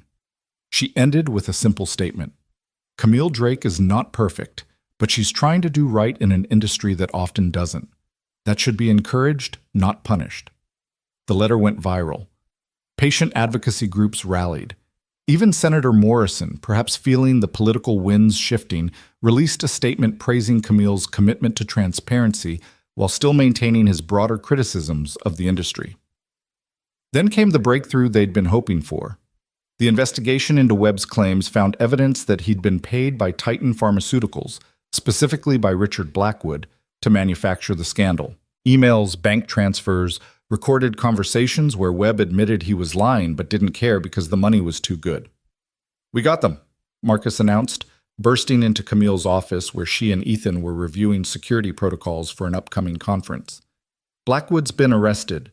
Webb's looking at perjury charges. The board just voted, unanimously, to maintain your position as CEO.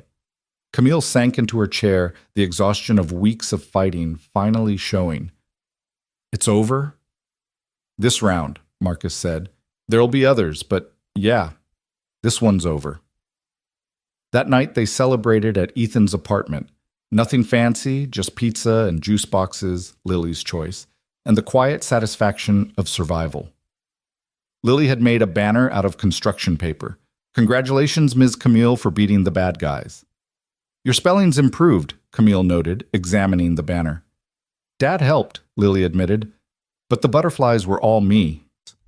She'd drawn butterflies in every corner, each one unique, each one colorful. "They're perfect," Camille said, and meant it.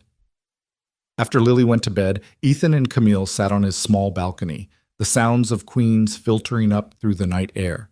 The crisis was over, the immediate danger past, which meant they had to face what they'd been avoiding. "So," Camille said, "those complications we talked about." "The timing's still not great," Ethan pointed out. "I'm still your employee. You could quit." "And do what? Go back to Tony's garage? Leave you with some ex-Secret Service robot who won't make you eat lunch?" "Good point. I'd waste away within a week." They sat in comfortable silence, both knowing what was happening, neither quite ready to name it. "Lily asked me something yesterday," Camille said eventually. "She asked if I loved you." Ethan's breath caught. "What did you tell her?" "I told her it was complicated." "Good answer." "She said complicated is just another word for scared. She's too smart for 7. Must get it from her father." "Clearly not. Or I'd know what to do here." Camille turned to look at him. "What do you want to do?" "The smart thing would be to maintain professional boundaries. Keep things simple, safe." "And the not smart thing?" He reached over, taking her hand. It was the first time he'd touched her intentionally, not as protection or guidance, but as connection. "The not smart thing would be admitting that somewhere between that night on the plane and now, I fell in love with you, that watching you fight for what you believe in. Seeing you with Lily, knowing you trust me not just with your safety, but with your truth, it changed something. Changed me." "Ethan, but you're Camille Drake, CEO, brilliant, could have anyone. And I'm a single dad from Queens who barely makes ends meet. Well, made ends meet. The salary you pay me is still surreal. Point is, we're from different worlds. You saved my life. That's not a reason to oh, no, listen. You saved my life, but that's not why I'm sitting on a balcony in Queens instead of my penthouse. It's not why I've been to more of Lily's school events than my own board meetings lately. It's not why I feel more like myself in your kitchen than I do in my office." She squeezed his hand. "You see me. Not the CEO, not the public figure, not the symbol people project their anger or admiration onto. You see Camille, just Camille. Do you know how rare that is?" "So what do we do?" "I don't know. But Lily's right. Complicated is just another word for scared, and I'm tired of being scared." She leaned over and kissed him. It was gentle, tentative, a question more than a statement. He answered by pulling her closer, and for a moment, all the impossibilities of their situation faded away. "This is going to change everything," he said when they finally separated. "Everything's already changed, we're just catching up." The next few weeks were an exercise in delicate navigation. They kept things professional at work, maintaining boundaries in public while stealing moments in private. Lily, of course, knew immediately. "You look at each other different," she announced at breakfast one Saturday, Camille having stayed the night for the first time. "Like how the butterflies look at flowers." "That doesn't make sense, baby girl," Ethan said, buying time. "Yes, it does. Butterflies need flowers, and flowers need butterflies. They help each other. You and Miss Camille help each other." "Out of the mouths of babes," Camille murmured, stealing a piece of Lily's pancake. "Hey, butterfly theft is a serious crime." The domesticity of it should have felt forced. The CEO in designer pajamas, she kept clothes at the apartment now, eating breakfast in a kitchen that could fit in her office's closet. But it didn't. It felt like puzzle pieces clicking into place, like lives that had been running parallel finally intersecting. Work, however, was more complex. The board had noticed Camille's renewed energy, her sharper focus, but they'd also noticed Ethan's constant presence. Questions were starting to circulate. "You need to be careful," Marcus warned one afternoon. "The board's looking for any excuse to question your judgment. A relationship with your bodyguard." "Is none of their business," Camille finished. "Everything's their business, you know that, especially after the web scandal. They're paranoid about anything that could generate negative press." He was right, of course. The pharmaceutical industry was under constant scrutiny, and Camille was already a lightning rod.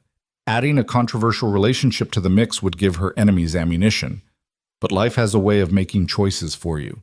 It happened at a charity gala, one of those insufferable events where wealthy people congratulated themselves for solving problems they'd helped create.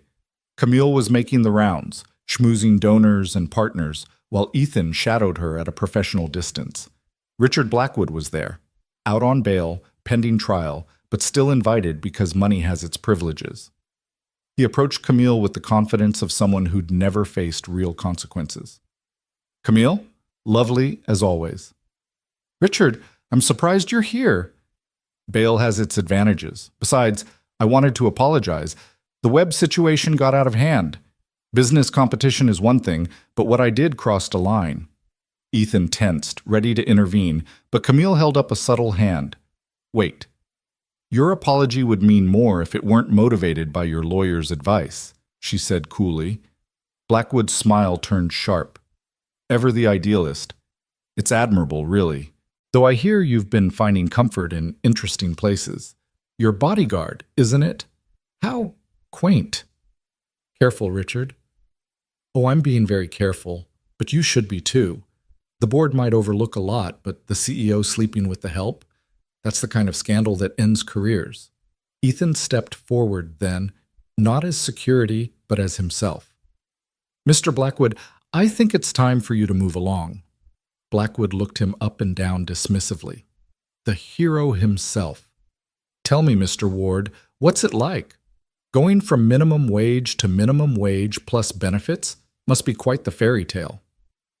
"Richard, enough," Camille said, her voice deadly quiet. "I'm just curious about the power dynamics. She signs your paychecks, after all. Makes one wonder about consent and coercion, and—" Ethan's fist connected with Blackwood's jaw before anyone saw it coming. The pharmaceutical executive went down hard, champagne flying, glasses shattering, every phone in the vicinity suddenly recording. "Ethan!" Camille grabbed his arm, but the damage was done. Security swarmed, not sure whether to arrest Ethan or help him. Blackwood was on the floor, blood streaming from his nose, already calculating the lawsuit potential. The entire gala had gone silent, hundreds of eyes watching the scene unfold. "That was assault!" Blackwood sputtered through the blood. "Everyone saw it. I'll have you arrested. I'll sue you into poverty." "Try it," Ethan said calmly. "Add it to your list of charges. What's one more felony when you're already looking at 20 years? Camille stepped between them, every inch the CEO despite the chaos. "Mr. Blackwood slipped," she announced to the room. "Too much champagne. Mr. Ward was trying to help him up. Wasn't he?" She looked at the crowd, and something in her expression made them all nod agreement. "That's what I saw," someone said. "Definitely a slip," another added. "Tragic, really. These floors are so slippery." Blackwood struggled to his feet, understanding the dynamics. He was already a pariah facing criminal charges. No one here would support him against Camille Drake. "This isn't over," he hissed. "Yes, it is," Camille replied. "Security, please escort Mr. Blackwood out. He's clearly had too much to drink." As Blackwood was removed, Camille turned to Ethan. "We need to leave. Now." They made their exit through a side door, Camille's driver already pulling up. The ride back was silent until they were safely in her apartment. "That was stupid," she said. "Probably. You could be arrested." "Possibly." "You definitely broke his nose." "Definitely." She looked at him for a long moment, then laughed. "God, that felt good.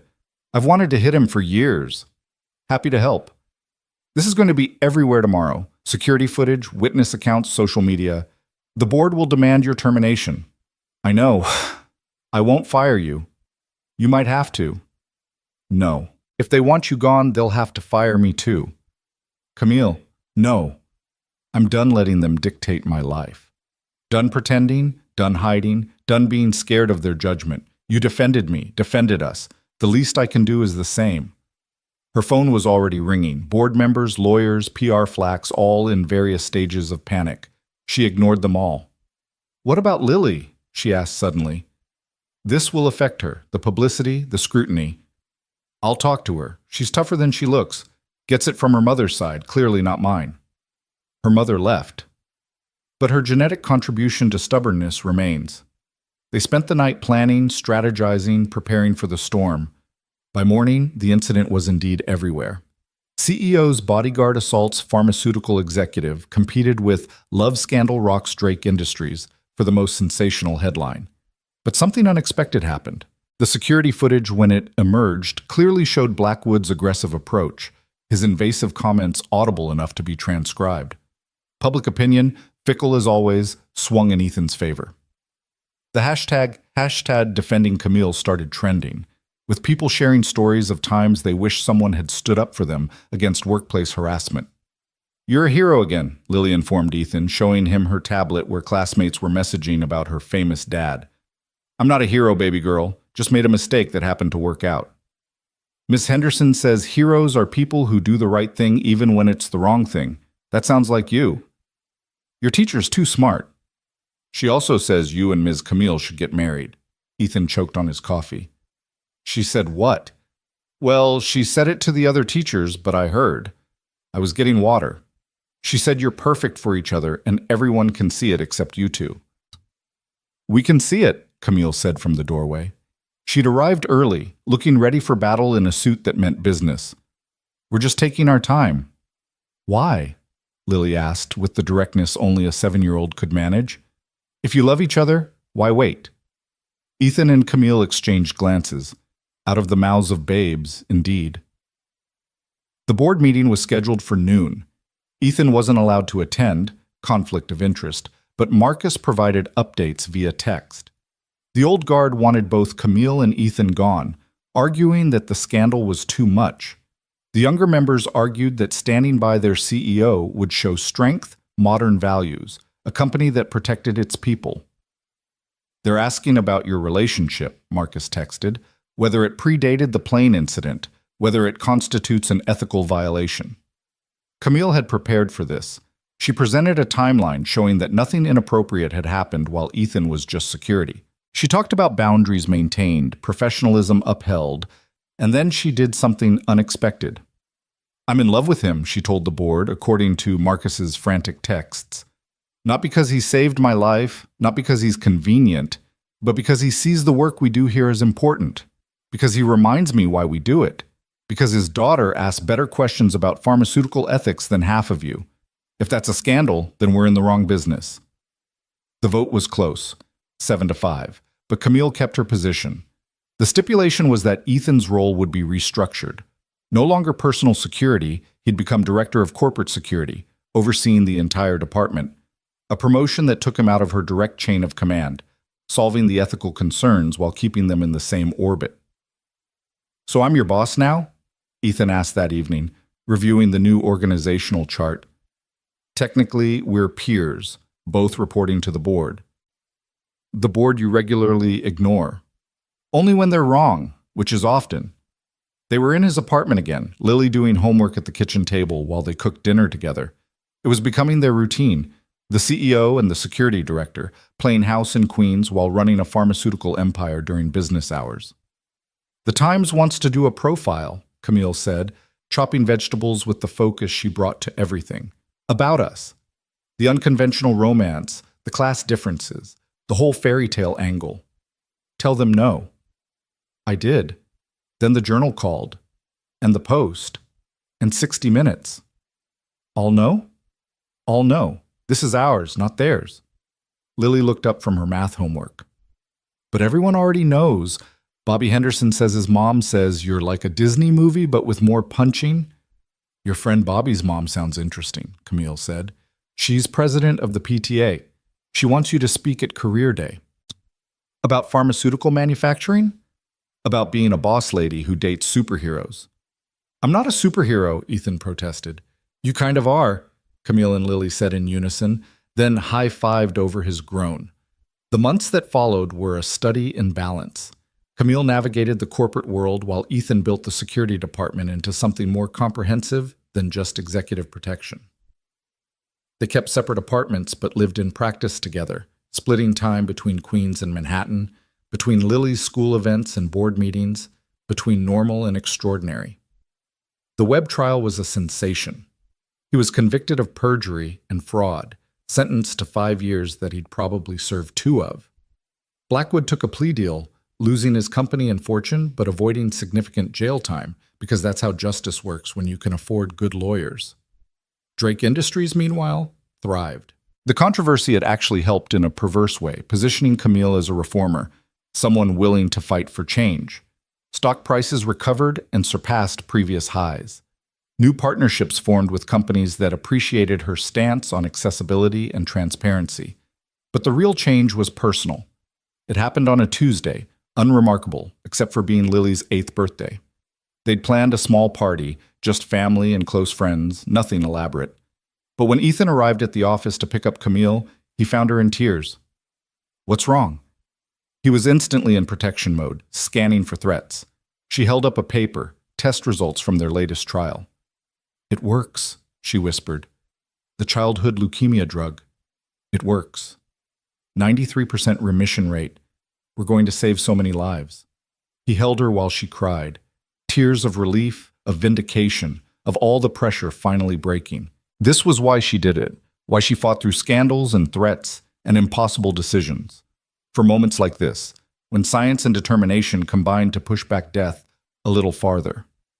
"We should celebrate," he said. "We have Lily's party. That's the perfect celebration." At the party, surrounded by second graders hyped up on cake and possibility, Camille pulled Ethan aside. "I've been thinking," she said. "Dangerous. I want to adopt Lily." The words hung between them, heavy with implication. "What?"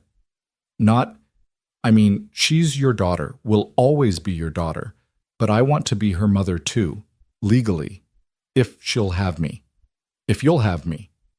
"Camille, I know we haven't talked about marriage or formal anything, but she already calls me mom sometimes when she forgets to be careful, and I want it to be real. I want to be able to pick her up from school without questions, make medical decisions if needed, be more than just dad's girlfriend." "You want to be her mother?" "I want to be her mother. Your wife, a family. The whole complicated, messy, beautiful thing." Ethan looked across the room at Lily, who was explaining to her friends why butterflies were actually more complex than pharmaceutical companies. She was wearing the wings from her recital, repaired and reinforced, still believing she could fly. "You'd be taking on a lot," he said. "Single dad baggage, an 8-year-old who thinks she knows everything, a boyfriend who punches people at charity galas. You'd be taking on a workaholic CEO with more enemies than friends, a woman who forgot to eat unless reminded, and someone who never thought she'd have a family until she found one by accident." "Sounds perfect." "Really? Really? But we asked Lily first. This is her choice too." They asked her that night, after the party guests had gone home and the apartment was quiet except for the dishwasher running and the city noise filtering through windows. "You want to be my mom?" Lily asked Camille, eyes wide. "For real?" "For real, if that's okay with you." Lily considered this with the gravity of someone making a life-altering decision, which she was. "Would you live here all the time?" "We'd probably get a bigger place," Ethan said. "Somewhere with room for all of us. Can I still keep my butterfly collection?" "We'll build you a butterfly room," Camille promised. "And you'll marry Dad, if he asks nicely." "Dad, ask nicely." Ethan laughed, then got down on one knee right there in his kitchen, among birthday wrapping paper and cake crumbs. "Camille Drake, will you marry me and officially join this chaos?" "Yes," she said simply. Then to Lily, "Is that okay with you?" Lily launched herself at both of them, a tangle of arms and tears and laughter. "Ms. Henderson is going to be so excited. She said you two were meant to be." "Your teacher's very wise," Camille said, holding her new family close. "She also said she wants an invitation to the wedding." "Done. And Bobby Henderson said his mom wants to plan it because she's good at parties." "We'll consider it. And the whole class wants to come because you're famous and Dad's a superhero." "Now you're pushing it," Ethan said, but he was smiling.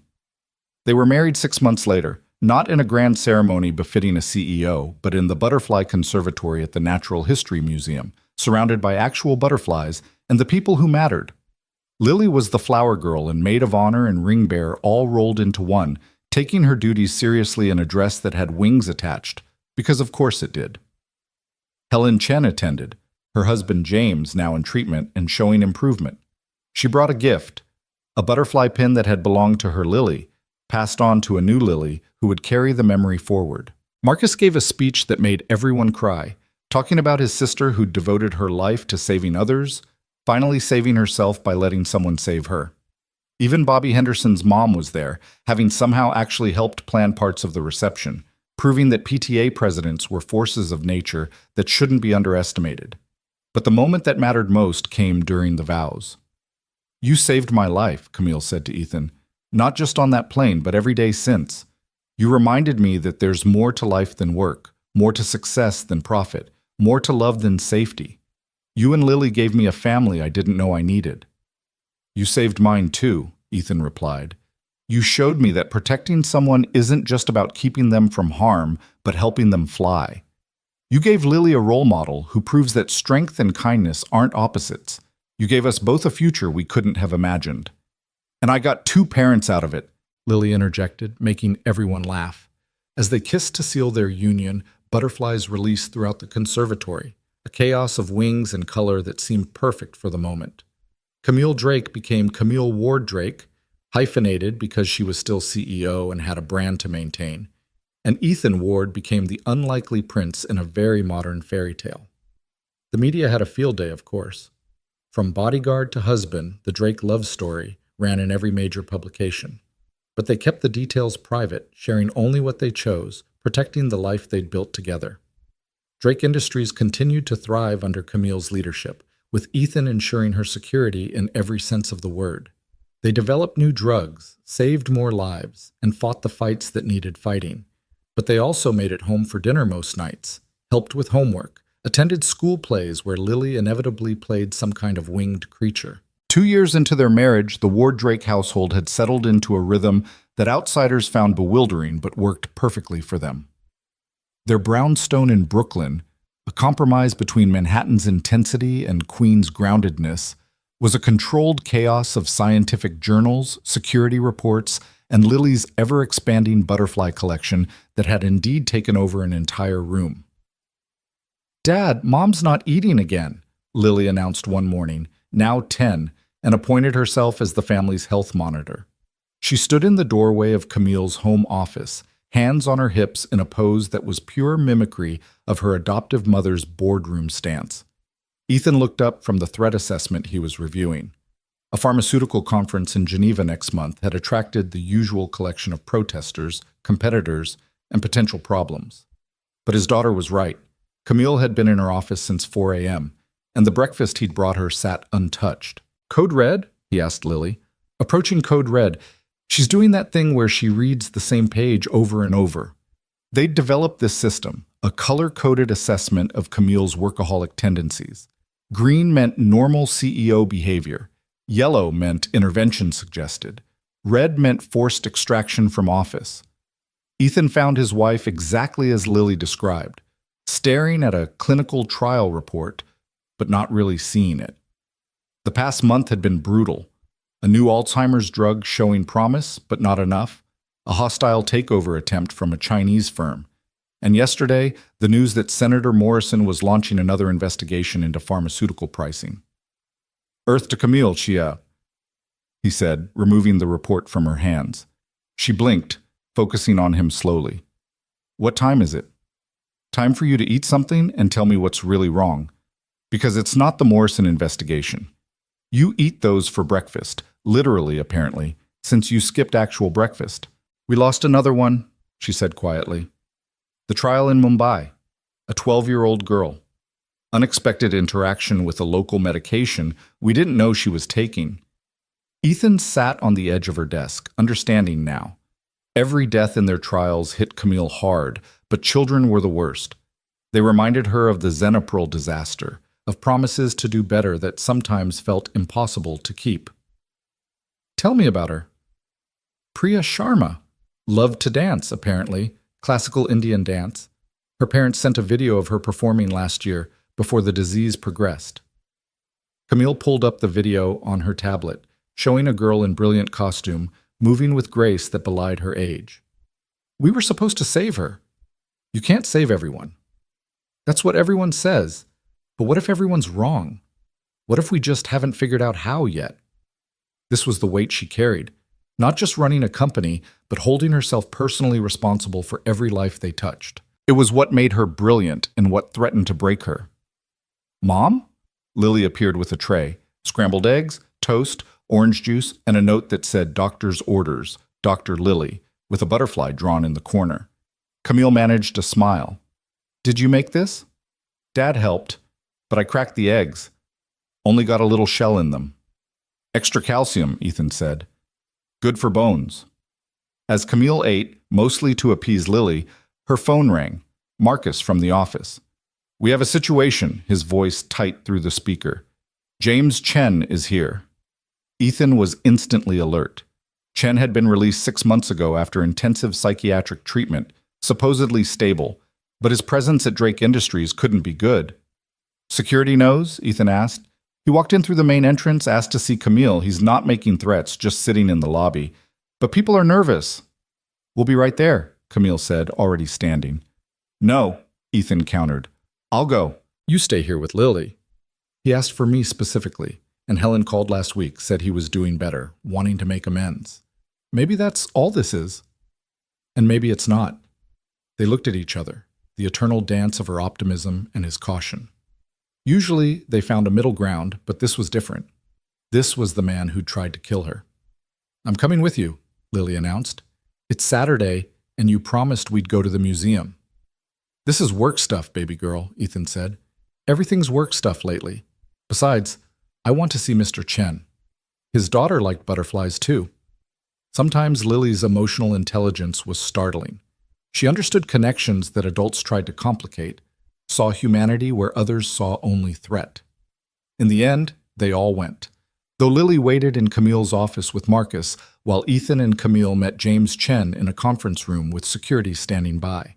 The man who rose when they entered looked nothing like the wild-eyed attacker from the plane. Medication and therapy had restored something human to his features, though grief still lived in the lines around his eyes. "Ms. Drake, Mr. Ward." He didn't extend his hand, understanding that bridge might be too far. "Thank you for seeing me." "James," Camille said carefully. "How are you?" "Better, clearer, ashamed." He sat back down heavily. "I came to apologize, not because my therapist said I should, though he did, but because I need you to know that I know what I did was wrong, monstrous." "You were grieving," Camille offered. "Grief isn't an excuse for attempted murder. You didn't kill Lily, my Lily. A drug interaction did, one that nobody could have predicted. I know that now. I knew it then, too, somewhere under the rage, but rage was easier than acceptance." Ethan watched him carefully, looking for signs of deception or instability. But all he saw was a broken man trying to piece himself back together. "Why now?" Ethan asked. "Why come here?" "Because I'm starting a foundation, in Lily's memory, to fund research into drug interactions, to create better databases so what happened to her doesn't happen to other children. We thought, maybe Drake Industries might want to be involved." Camille leaned forward, interest replacing caution. "Tell me more." For the next hour, James Chen outlined his vision, a comprehensive system for tracking and predicting drug interactions, especially in pediatric cases. It was ambitious, probably impossible, but the kind of impossible that Camille specialized in. "We'll fund it," she said when he finished. "Full backing. Our research team will collaborate." "Just like that?" James seemed stunned. "Your daughter died because of our drug. You tried to kill me because of your grief. Somewhere in between those tragedies is a chance to prevent others. So yes, just like that." After Chen left, Ethan found Camille standing at her office window looking out at the city. "That was risky," he said. "Everything's risky. But imagine if it works. If we can prevent even one child from dying from interaction complications. And if he relapses, if this is all manipulation, then you'll protect me, like you always do. But I don't think it is. I think he's just a father trying to make meaning from loss." "Like we all are," Ethan said, thinking of his own fears for Lily, the constant worry that came with loving someone in a dangerous world. Marcus knocked, entering with Lily, who was carrying her butterfly encyclopedia. "Did you know," she announced, "that some butterflies are poisonous? They eat toxic plants as caterpillars and keep the poison when they transform. It protects them. Fascinating, Camille said, though she was clearly still thinking about Chen. It's like you, Mom. You took something toxic, what happened with the drug trial, and transformed it into something that protects people. New safety protocols and stuff. The adults exchanged glances. Sometimes Lily's observations were accidentally profound. Speaking of transformations, Marcus said, the Geneva conference. The security situation has gotten more complex. There's been a specific threat against Camille. Ethan immediately shifted into professional mode. How specific? Very. They have her schedule, hotel information, even the room number, which shouldn't be possible. Inside information? Has to be. Someone in our organization or the conference planning committee. Camille sighed. Cancel it? We'll do it virtually? No, Ethan said, surprising everyone. That's what they want. Force you to hide, make you look weak. We go, but we go prepared. It's too dangerous, Marcus protested. Everything's dangerous. But backing down from a threat means they win. We just need to be smarter. They spent the next week planning, Ethan coordinating with Swiss security, creating false schedules, booking multiple hotels. It was elaborate, perhaps excessive, but these were the lengths required to keep Camille safe while refusing to let fear dictate their lives. The night before departure, Lily crawled into their bed, something she rarely did anymore. I don't want you to go, she said quietly. It's just a few days, sweetheart, Camille assured her. But what if something happens? What if someone tries to hurt you again? Ethan pulled her close. That's why I'm going. To make sure nothing happens. But what if they hurt you too? Then I'd be an orphan again. The word again hung heavy. Lily rarely mentioned her birth mother, the woman who'd abandoned them when she was a baby, but the fear of loss never fully went away. Look at me, Camille said, sitting up. We are always careful. We have good people protecting us. And we have something more important. We have reasons to come home. You're our reason, Lily. You're why we're careful, why we fight, why we always come back. Promise? Promise, they said together. Geneva was cold and gray when they arrived. The conference center a modern fortress of glass and steel. Ethan had his team in place, some visible, others blending with the attendees. Camille moved through her presentations and meetings with her usual confidence, but he could see the strain. Being a target was exhausting, even when you pretended it wasn't. The threat materialized on the second day, but not how they'd expected. Ethan was checking the afternoon venue when his phone buzzed. A text from an unknown number with a photo attached. His blood went cold. It was Lily, at school, taken from across the street with a telephoto lens. We know you're in Geneva. We know she's in New York. Make your choice. He called the school immediately, barely breathing until they confirmed Lily was safe in class. Then he called his backup team in New York, setting protection in motion. Only then did he find Camille, pulling her from a panel discussion without explanation. What's wrong? She knew his faces, recognized this one as serious. He showed her the photo. Her composure cracked for just a moment before reforming harder than before. We're leaving, she said. No, that's what they want, to prove they can control us through fear. They're threatening our daughter. And if we run now, they'll do it again and again. We end this here. Marcus had traced the phone number to a hotel 3 blocks away. Swiss police were already moving, but Ethan wanted to be there, needed to be there. Go, Camille said. I'll stay here with security. Go get whoever's threatening our family. The hotel room was registered to Dr. Martin Webb. Ethan felt rage build, cold and focused. Webb was supposed to be in federal prison, but when they breached the room, they found him alone, pathetic, clearly high on something that had destroyed whatever remained of his brilliant mind. Ethan Ward, Webb slurred. The guard dog. How's it feel knowing you can't protect everyone? How did you get out? Good behavior. Overcrowding. The system's beautiful if you know how to work it. He laughed, a sound like breaking glass. Blackwood paid me to scare you. From his cell, can you believe it? Still pulling strings even from federal prison. The photo of Lily. Who took it? No one. It's from her school's website. Last year's science fair. Photoshop did the rest. But you didn't know that, did you? For a moment, you thought your precious daughter was in danger. Ethan's fist clenched, but he held back. Webb wasn't worth it. Here's what's going to happen, Ethan said calmly.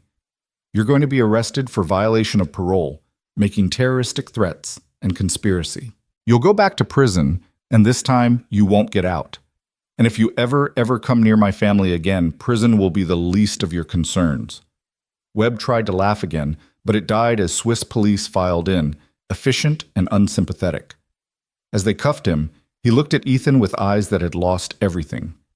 She destroyed my life. Your wife took everything. No, Ethan corrected. You destroyed your life when you chose to falsify data, when you chose money over truth. Camille just held you accountable. Back at the conference, Camille was finishing her keynote, speaking about the future of pharmaceutical ethics to a room of people who'd prefer profit over principles. But she was changing minds, one speech at a time, one drug at a time, one saved life at a time. How was it? She asked when he slipped back into the room. Handled. Webb's in custody. It was all smoke, no fire. Lily was never in danger. She exhaled slowly, tension leaving her shoulders. Thank you. For what? For being you. For keeping us safe. For not letting fear win. That night, they video called Lily, who showed them her science project about metamorphosis. She'd won second place, beaten by Bobby Henderson's volcano, but she wasn't upset. Butterflies are better than volcanoes anyway, she declared. They transform without destroying everything. Wise words, Camille said. Ms. Henderson says I get my wisdom from my parents, both of them. When they returned to New York, life resumed its complicated rhythm. But something had shifted in Camille. The combination of Chen's visit, Webb's threat, and Lily's constant reminders about transformation had sparked something. I want to restructure the company, she announced at dinner one evening. Create a pediatric division focused solely on children's medications and drug interactions. James Chen would run it.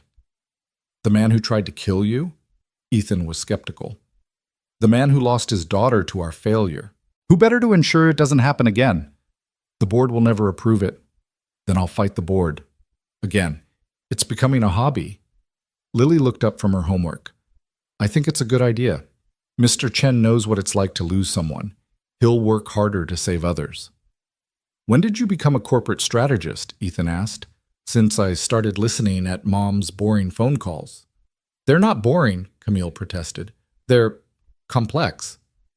Boring, Lily and Ethan said in unison. The fight with the board was indeed brutal. Hiring someone who'd attempted murder, even with extenuating circumstances, seemed like corporate suicide. But Camille presented data, testimonials from Chen's doctors, support from patient advocacy groups. She reminded them that redemption was possible, that sometimes the greatest advocates came from the greatest losses. This is insane, Richard Blackwood's replacement on the board argued. We'd be liable if he relapses. We're liable every day, Camille countered. Every drug we produce, every trial we run, every decision we make carries risk. But the potential benefit, a division dedicated to preventing pediatric drug interactions, outweighs that risk. And if he tries to kill you again, then my husband will stop him. Again. He's very good at it. There were chuckles at that, the story of the plane having become corporate legend. In the end, they voted to approve a trial period. 6 months for Chen to prove himself, under constant supervision, with Ethan personally overseeing security protocols. The announcement made headlines. Pharma CEO hires would-be assassin competed with revolutionary redemption in corporate America for the most sensational take. But Camille weathered it all with the grace of someone who'd faced worse. Chen threw himself into the work with the fervor of a man seeking absolution. Within 3 months, his team had identified 17 potentially dangerous drug interactions that current systems missed. They saved their first life, a 6-year-old in Boston, by flagging a combination that would have been fatal. He called me crying, Helen Chen told them, visiting the office with cookies she'd baked as a thank you. First time he's cried happy tears since our Lily died. You gave him purpose again. He earned it, Camille replied. The work speaks for itself. Meanwhile, Lily was growing up too fast, as children do. Now 11, she'd started asking harder questions about the world, about fairness, about why some people had medicine and others didn't. We could give it away free, she suggested one evening, reviewing Camille's presentation for shareholders. All of it. Then we couldn't make more, Camille explained. Research costs money, development costs money, even manufacturing costs money. But people are dying because they're poor. That's not fair. No, Ethan agreed. It's not. So fix it, Lily said simply, as if systemic healthcare inequality was just another problem to solve. That night, after Lily was asleep, Camille turned to Ethan. She's right, you know. We could do more. You already do more than most. But not enough. Never enough. What if we created a subsidiary, nonprofit, funded by the main company, producing generic versions of our drugs for developing nations at cost? The board would revolt. Let them. I own controlling interest. Well, we do. Community property and all that. Ethan smiled at the we. 2 years of marriage, and she still included him in everything, even though he'd contributed nothing to her empire except protection and forced lunch breaks. Then do it, he said. Save the world. I'll keep you safe while you do. And Lily? Lily will probably run the whole thing by the time she's 18. The subsidiary, named Butterfly Pharmaceuticals in honor of Lily's obsession, launched 6 months later. The board did revolt. Shareholders complained about reduced profits, but Camille held firm. Within a year, they were providing life-saving medications to 12 countries that couldn't afford market prices. You're destroying shareholder value, a particularly aggressive board member accused during a heated meeting. I'm creating human value, Camille replied. If shareholders don't see the worth in that, they're welcome to sell. Some did, but others bought in. Believers in the radical idea that pharmaceutical companies could prioritize lives over profits and still succeed. Through it all, Ethan maintained security, both corporate and personal. There were still threats. There always would be when you challenge systems designed to exclude and exploit. But they'd learned to live with danger, to not let it define or confine them. One evening, as they watched Lily perform in her school's production of Shakespeare, she was Puck, naturally, having lobbied for the role with PowerPoint presentations about the character's importance. Ethan reflected on their unlikely journey. From a desperate tackle on a plane to this, a family forged in crisis, strengthened by challenge, united in purpose. What are you thinking? Camille whispered, catching his distant expression. That none of this should have worked. Ex-Marine single dad, pharmaceutical CEO, a kid obsessed with butterflies. We're statistically impossible. The best things usually are, she replied, taking his hand. On stage, Lily delivered her lines with the confidence of someone who'd grown up in boardrooms in Brooklyn, equally comfortable in both worlds. She caught their eyes in the audience and winked, breaking character for just a moment to be their daughter, their miracle, their reminder that transformation was always possible. After the play, at the reception in the school cafeteria with its fluorescent lights and punch that tasted like childhood, Bobby Henderson's mom approached them. I wanted to thank you, she said to Camille. My nephew, he's in Nigeria. He received medication from Butterfly Pharmaceuticals, liver condition that would have killed him. You saved his life. The medicine saved his life, Camille corrected. No, Mrs. Henderson insisted. You did, by choosing to make it available, by fighting for people like him. As she walked away, Ethan saw Camille's eyes glisten. For all her corporate armor, these moments still reached her, the individual lives behind the statistics, the faces behind the numbers. Mom, are you crying? Lily appeared, still in her Puck costume, but having added butterfly wings for reasons known only to her. Happy tears, Camille admitted. Good. Sad tears are only for really important things, like when butterflies die or when Dad makes his experimental casserole. Hey, Ethan protested. My casserole is improving. It's really not, Camille and Lily said together, then dissolved into laughter that drew looks from other parents, the pharmaceutical CEO and her bodyguard husband and their butterfly-obsessed daughter, an impossible family that somehow worked. That night, as they tucked Lily into bed surrounded by her butterfly posters and books about metamorphosis, she asked, Do you think I'll change the world someday? Like you do? You already are, Camille told her. Every day, just by being you. That's what parents have to say. No, Ethan said. That's what's true. You changed our world, made it bigger, brighter, more possible. That's the best kind of change. Lily considered this, then nodded.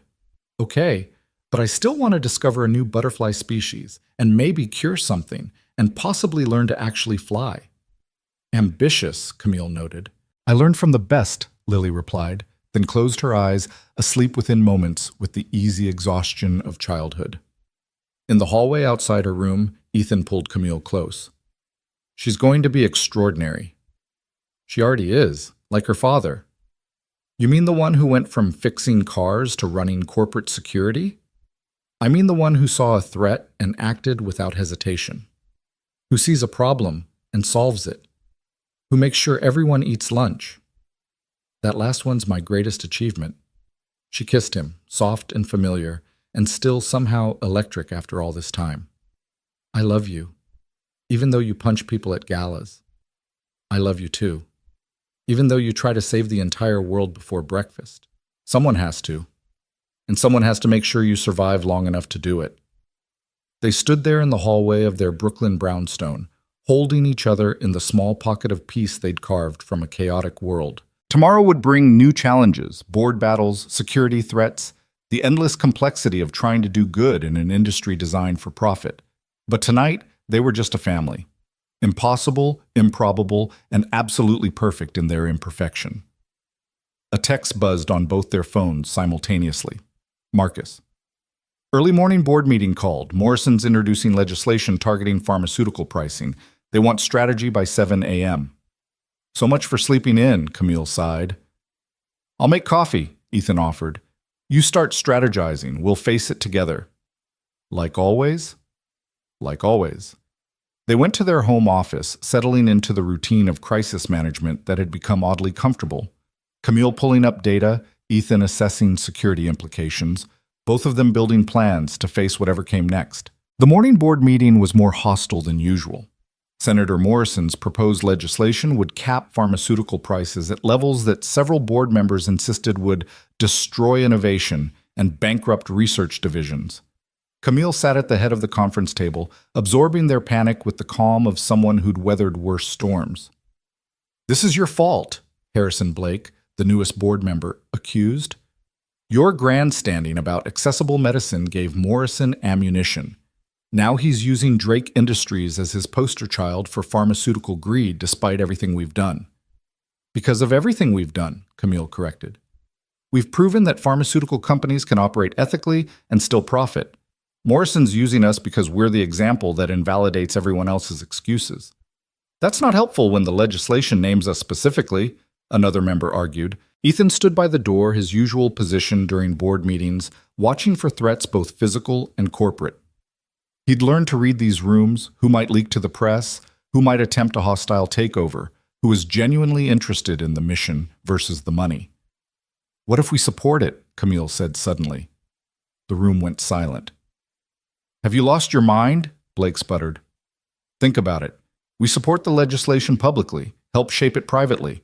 We're already operating within most of Morrison's proposed caps through Butterfly Pharmaceuticals. We'd be fine. Our competitors, however, would struggle.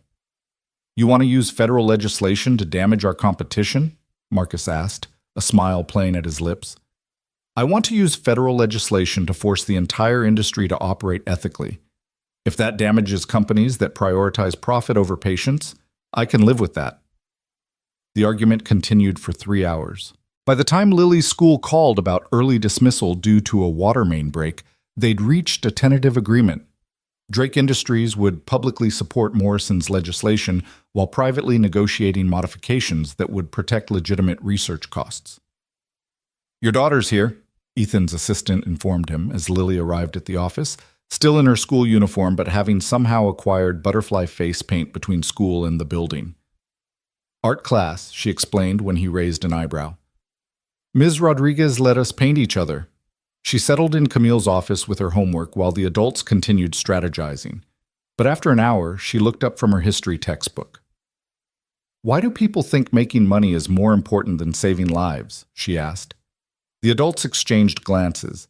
It was the kind of question that had no good answer, only complicated ones. Because, Camille said carefully, some people believe that making money is how you save lives. That profit, drives innovation. But you make money and save lives. So do other companies, so that's not true.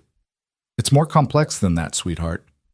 Adults always say that when they don't want to admit something's wrong. Ethan laughed despite himself. She's got you there. The next few weeks were a whirlwind of testimony preparation, media appearances, and security concerns. Morrison had agreed to meet with Camille privately, but Ethan insisted on extensive precautions. The senator had been receiving death threats from pharmaceutical lobbyists who saw his legislation as an existential threat. The meeting took place in a neutral location, a conference room at a DC hotel that Ethan's team had swept twice. Morrison arrived alone, which surprised them. "No staff?" Camille asked. "This conversation doesn't need witnesses," Morrison replied. He looked older than his photos, worn down by years of fighting systems designed to resist change. "You're supporting my bill," he said without preamble. "Why?" "Because it's the right thing to do." "Bullshit! CEOs don't support legislation that hurts their bottom line out of altruism." Camille leaned back, studying him. "You really think I'm that calculating?" "I think you're exactly that calculating. The question is what you're calculating." "Fine. You want the truth? I support it because Drake Industries is already compliant with most of your proposals. We'll take a hit, but we'll survive. Our competitors won't. In 5 years, we'll have larger market share because we chose ethics over exploitation early." Morrison laughed, harsh and surprised. "So you're using my legislation to eliminate competition?" "I'm using your legislation to force everyone to operate the way we already do. If that eliminates companies that can't function ethically, yes, I'm fine with that." "You're more ruthless than I expected." "I learned from the best. The pharmaceutical industry taught me that ruthlessness and righteousness aren't mutually exclusive." They negotiated for 2 hours, finding middle ground on research exemptions and pediatric medication provisions. By the end, they had an agreement neither loved but both could live with. "You know they'll come after you," Morrison warned as they prepared to leave. "The industry. They'll try to destroy you for this." "They've been trying for years," Ethan interjected. "We're still here." Morrison looked at him with interest. "The bodyguard from the plane. You married up." "He saved my life," Camille said simply. "Turns out that's a good foundation for a marriage." "Better than most," Morrison agreed. "Keep her safe, Mr. Ward. She might be the only ethical CEO in pharmaceuticals." "There are others," Camille protested. "Maybe, but none with your influence or your courage." As they left, Ethan noticed Morrison's security detail. Discreet, but present. The senator was taking threats seriously. Good. Too many reformers got careless when they started feeling invincible. Back in New York, James Chen was waiting in Camille's office with what he called concerning data. "We've identified a pattern," he said, spreading charts across her desk. 17 children, all in different trials for different drugs, all experiencing similar unexpected reactions. They're not connected by medication, condition, or location, but something's linking them. Camille studied the data, her expression growing increasingly troubled. "These reactions, they're similar to the Xenopril failures." "Exactly. But none of these drugs have the same mechanism as Xenopril. It doesn't make sense unless there's something else. Something we're missing." They worked through the night, Lily eventually falling asleep on the office couch, while the adults chased patterns in data. It was Ethan, surprisingly, who spotted it. "They're all from the same regions," he said, pointing at a map Chen had created. "Different cities, but look, all near major industrial centers that had chemical spills in the last decade." Chen's eyes widened. Environmental contamination, something in their systems from exposure that's interacting with the medications. "We need to test this," Camille said, already reaching for her phone. "If we're right, it's not just our drugs. Every pharmaceutical company could be seeing these reactions without understanding why." The discovery launched an investigation that would take months to complete, but the initial findings were disturbing. Chemical contamination from industrial accidents had left traces in local populations that no one was testing for, creating dangerous interactions with medications that appeared safe in controlled trials. "This is bigger than us," Chen said during a team meeting. "We need to share this with everyone. Competitors, regulators, everyone. That's billions in potential liability, Blake warned from his position on the board. If we reveal this, every pharmaceutical company could face lawsuits. And if we don't, children keep dying, Camille countered. It's not our responsibility to police the entire industry. It is when we have information that could save lives. The board fought her, as they always did when ethics met economics. But Camille held firm, and eventually, grudgingly, they agreed to release the findings. The announcement sent shockwaves through both the pharmaceutical and chemical industries.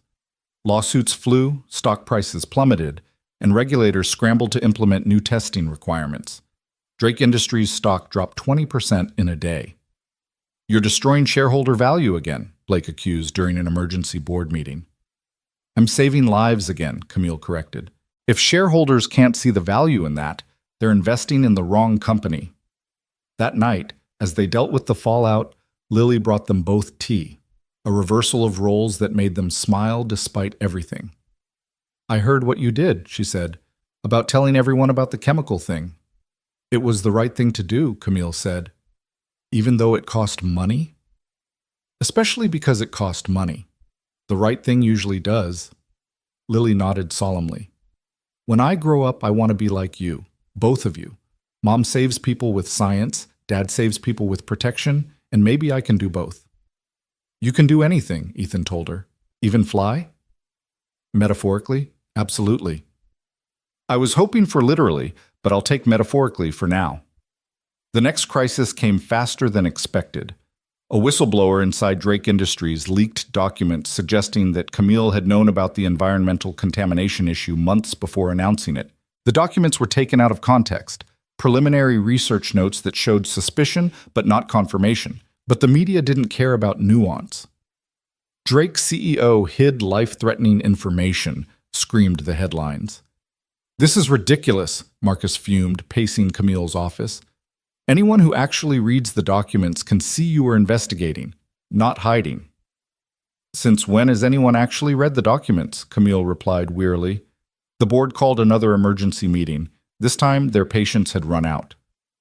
"You need to step down," Blake said bluntly. "Temporarily, let this blow over. If I step down now, it looks like admission of guilt. If you don't, the company suffers. Stock is down 30%. Partners are pulling out. We're hemorrhaging value." "Value," Camille repeated. "Is that all that matters?" "It is to shareholders." "Then maybe we need different shareholders." "That's not your decision to make." Actually," Ethan interrupted from his position by the door, "it is." Everyone turned to look at him. "Camille owns 42%. I own 5%, transferred as part of our marriage assets. Marcus owns 8%. That's 55%, controlling interest. So yes, it is her decision." Blake's face flushed. "You can't be serious." "Dead serious," Marcus confirmed. "Family controls this company, has since our father founded it, and family says Camille stays. The attempted coup failed, but the damage was done. 3 board members resigned, several major investors pulled out, and the media continued its feeding frenzy. Through it all, Camille worked, 18-hour days trying to hold everything together while still pushing forward with research, with Butterfly Pharmaceuticals, with the environmental contamination investigation. "You're killing yourself," Ethan told her one night, finding her asleep at her desk again. "I'm fine." "No, you're not. And neither is Lily. She asked me yesterday if you still lived with us." That hit home. Camille's face crumbled. "I'm failing at everything." "You're trying to do everything. There's a difference. If I don't fight, they win. Everyone who says profit matters more than people. If you burn out, they win anyway." She looked at him, exhaustion making her look older than her years. "What do I do?" "You delegate. You trust. You remember that saving the world is a team sport." The next day, Camille did something unprecedented.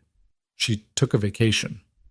Just 3 days, but she handed operations to Marcus, research to Chen, and let Ethan handle all security concerns without her input.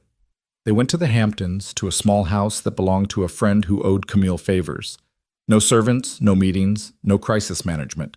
Just the 3 of them, walking on the beach, building sandcastles, watching Lily chase seagulls while explaining to them that they were technically not flying efficiently. "This is nice," Camille said on their second day, watching the sunset while Lily drew butterflies in the sand. "This is normal," Ethan corrected. "People do this all the time." "Not people like me." "Maybe that needs to change." "Maybe," she agreed, leaning into him. "The company won't collapse if I'm gone for 3 days. The company won't collapse if you're gone for 3 weeks. You've built something that can survive without you. That's either comforting or terrifying." "Both," Lily called out, having apparently been listening. "Most important things are both." When they returned to New York, the crisis had actually improved. Marcus had handled the media brilliantly, Chen had made breakthrough discoveries about preventing contamination interactions, and the stock had stabilized. "See," Ethan said, "the world doesn't end when you take a break." Point taken. But the respite was short-lived. Morrison's legislation passed, sending the pharmaceutical industry into chaos. As Camille had predicted, Drake Industries weathered it better than most, but the transition was brutal.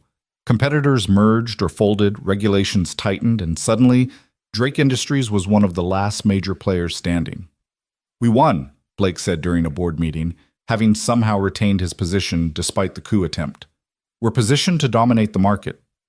"We survived," Camille corrected. "Winning would be if everyone had adapted instead of collapsed." "Their failure is our opportunity." "Their failure is a tragedy. Those were good companies, employing thousands of people, developing important drugs. We didn't want to destroy them, just force them to be better." "The market doesn't care about intentions." "No," Camille agreed, "but I do." She launched an unprecedented initiative, hiring researchers from failed companies, acquiring promising drugs that would otherwise disappear, essentially rebuilding the industry she'd helped reshape. It was expensive, possibly foolish, definitely not what shareholders wanted. "You're trying to save everyone," Ethan observed one evening. "Someone has to." "You can't save everyone. We've been through this." "I can try. And I'll keep you alive while you do. But Camille, you need to accept that some things are beyond your control." She was about to respond when her phone rang. It was Chen, and his voice was panicked. "There's been an accident, the lab, explosion. We have casualties."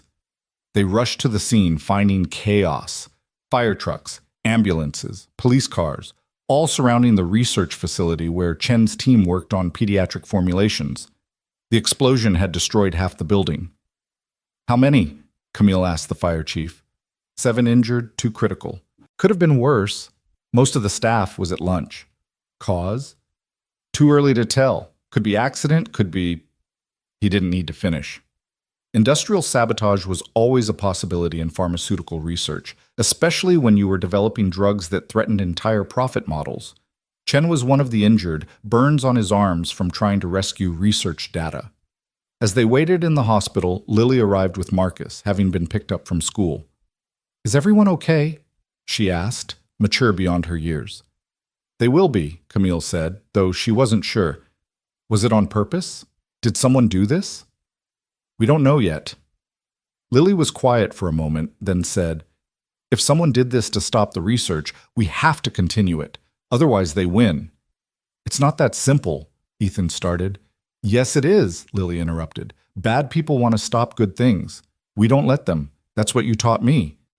The investigation took weeks, but eventually confirmed what they'd suspected: sabotage.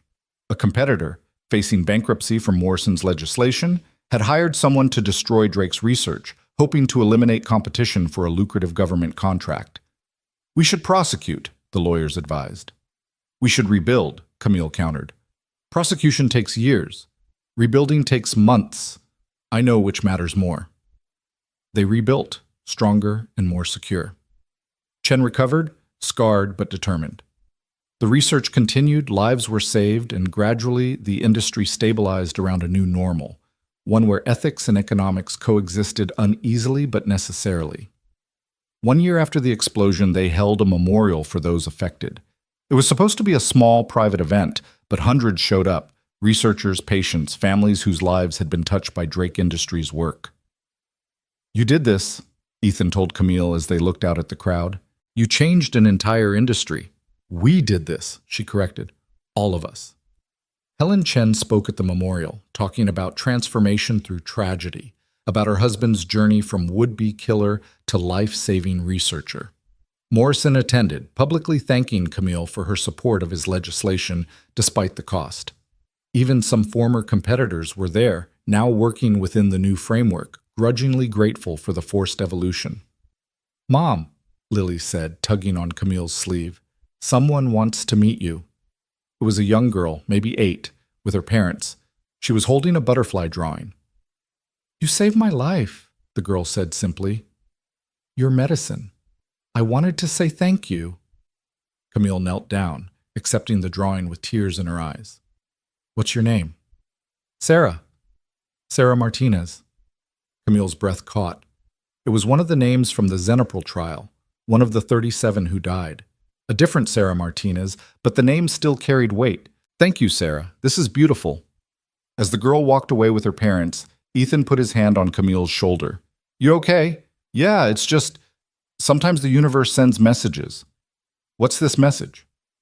"That we're doing the right thing. Despite everything, we're doing the right thing." The years that followed weren't easier, but they were steadier.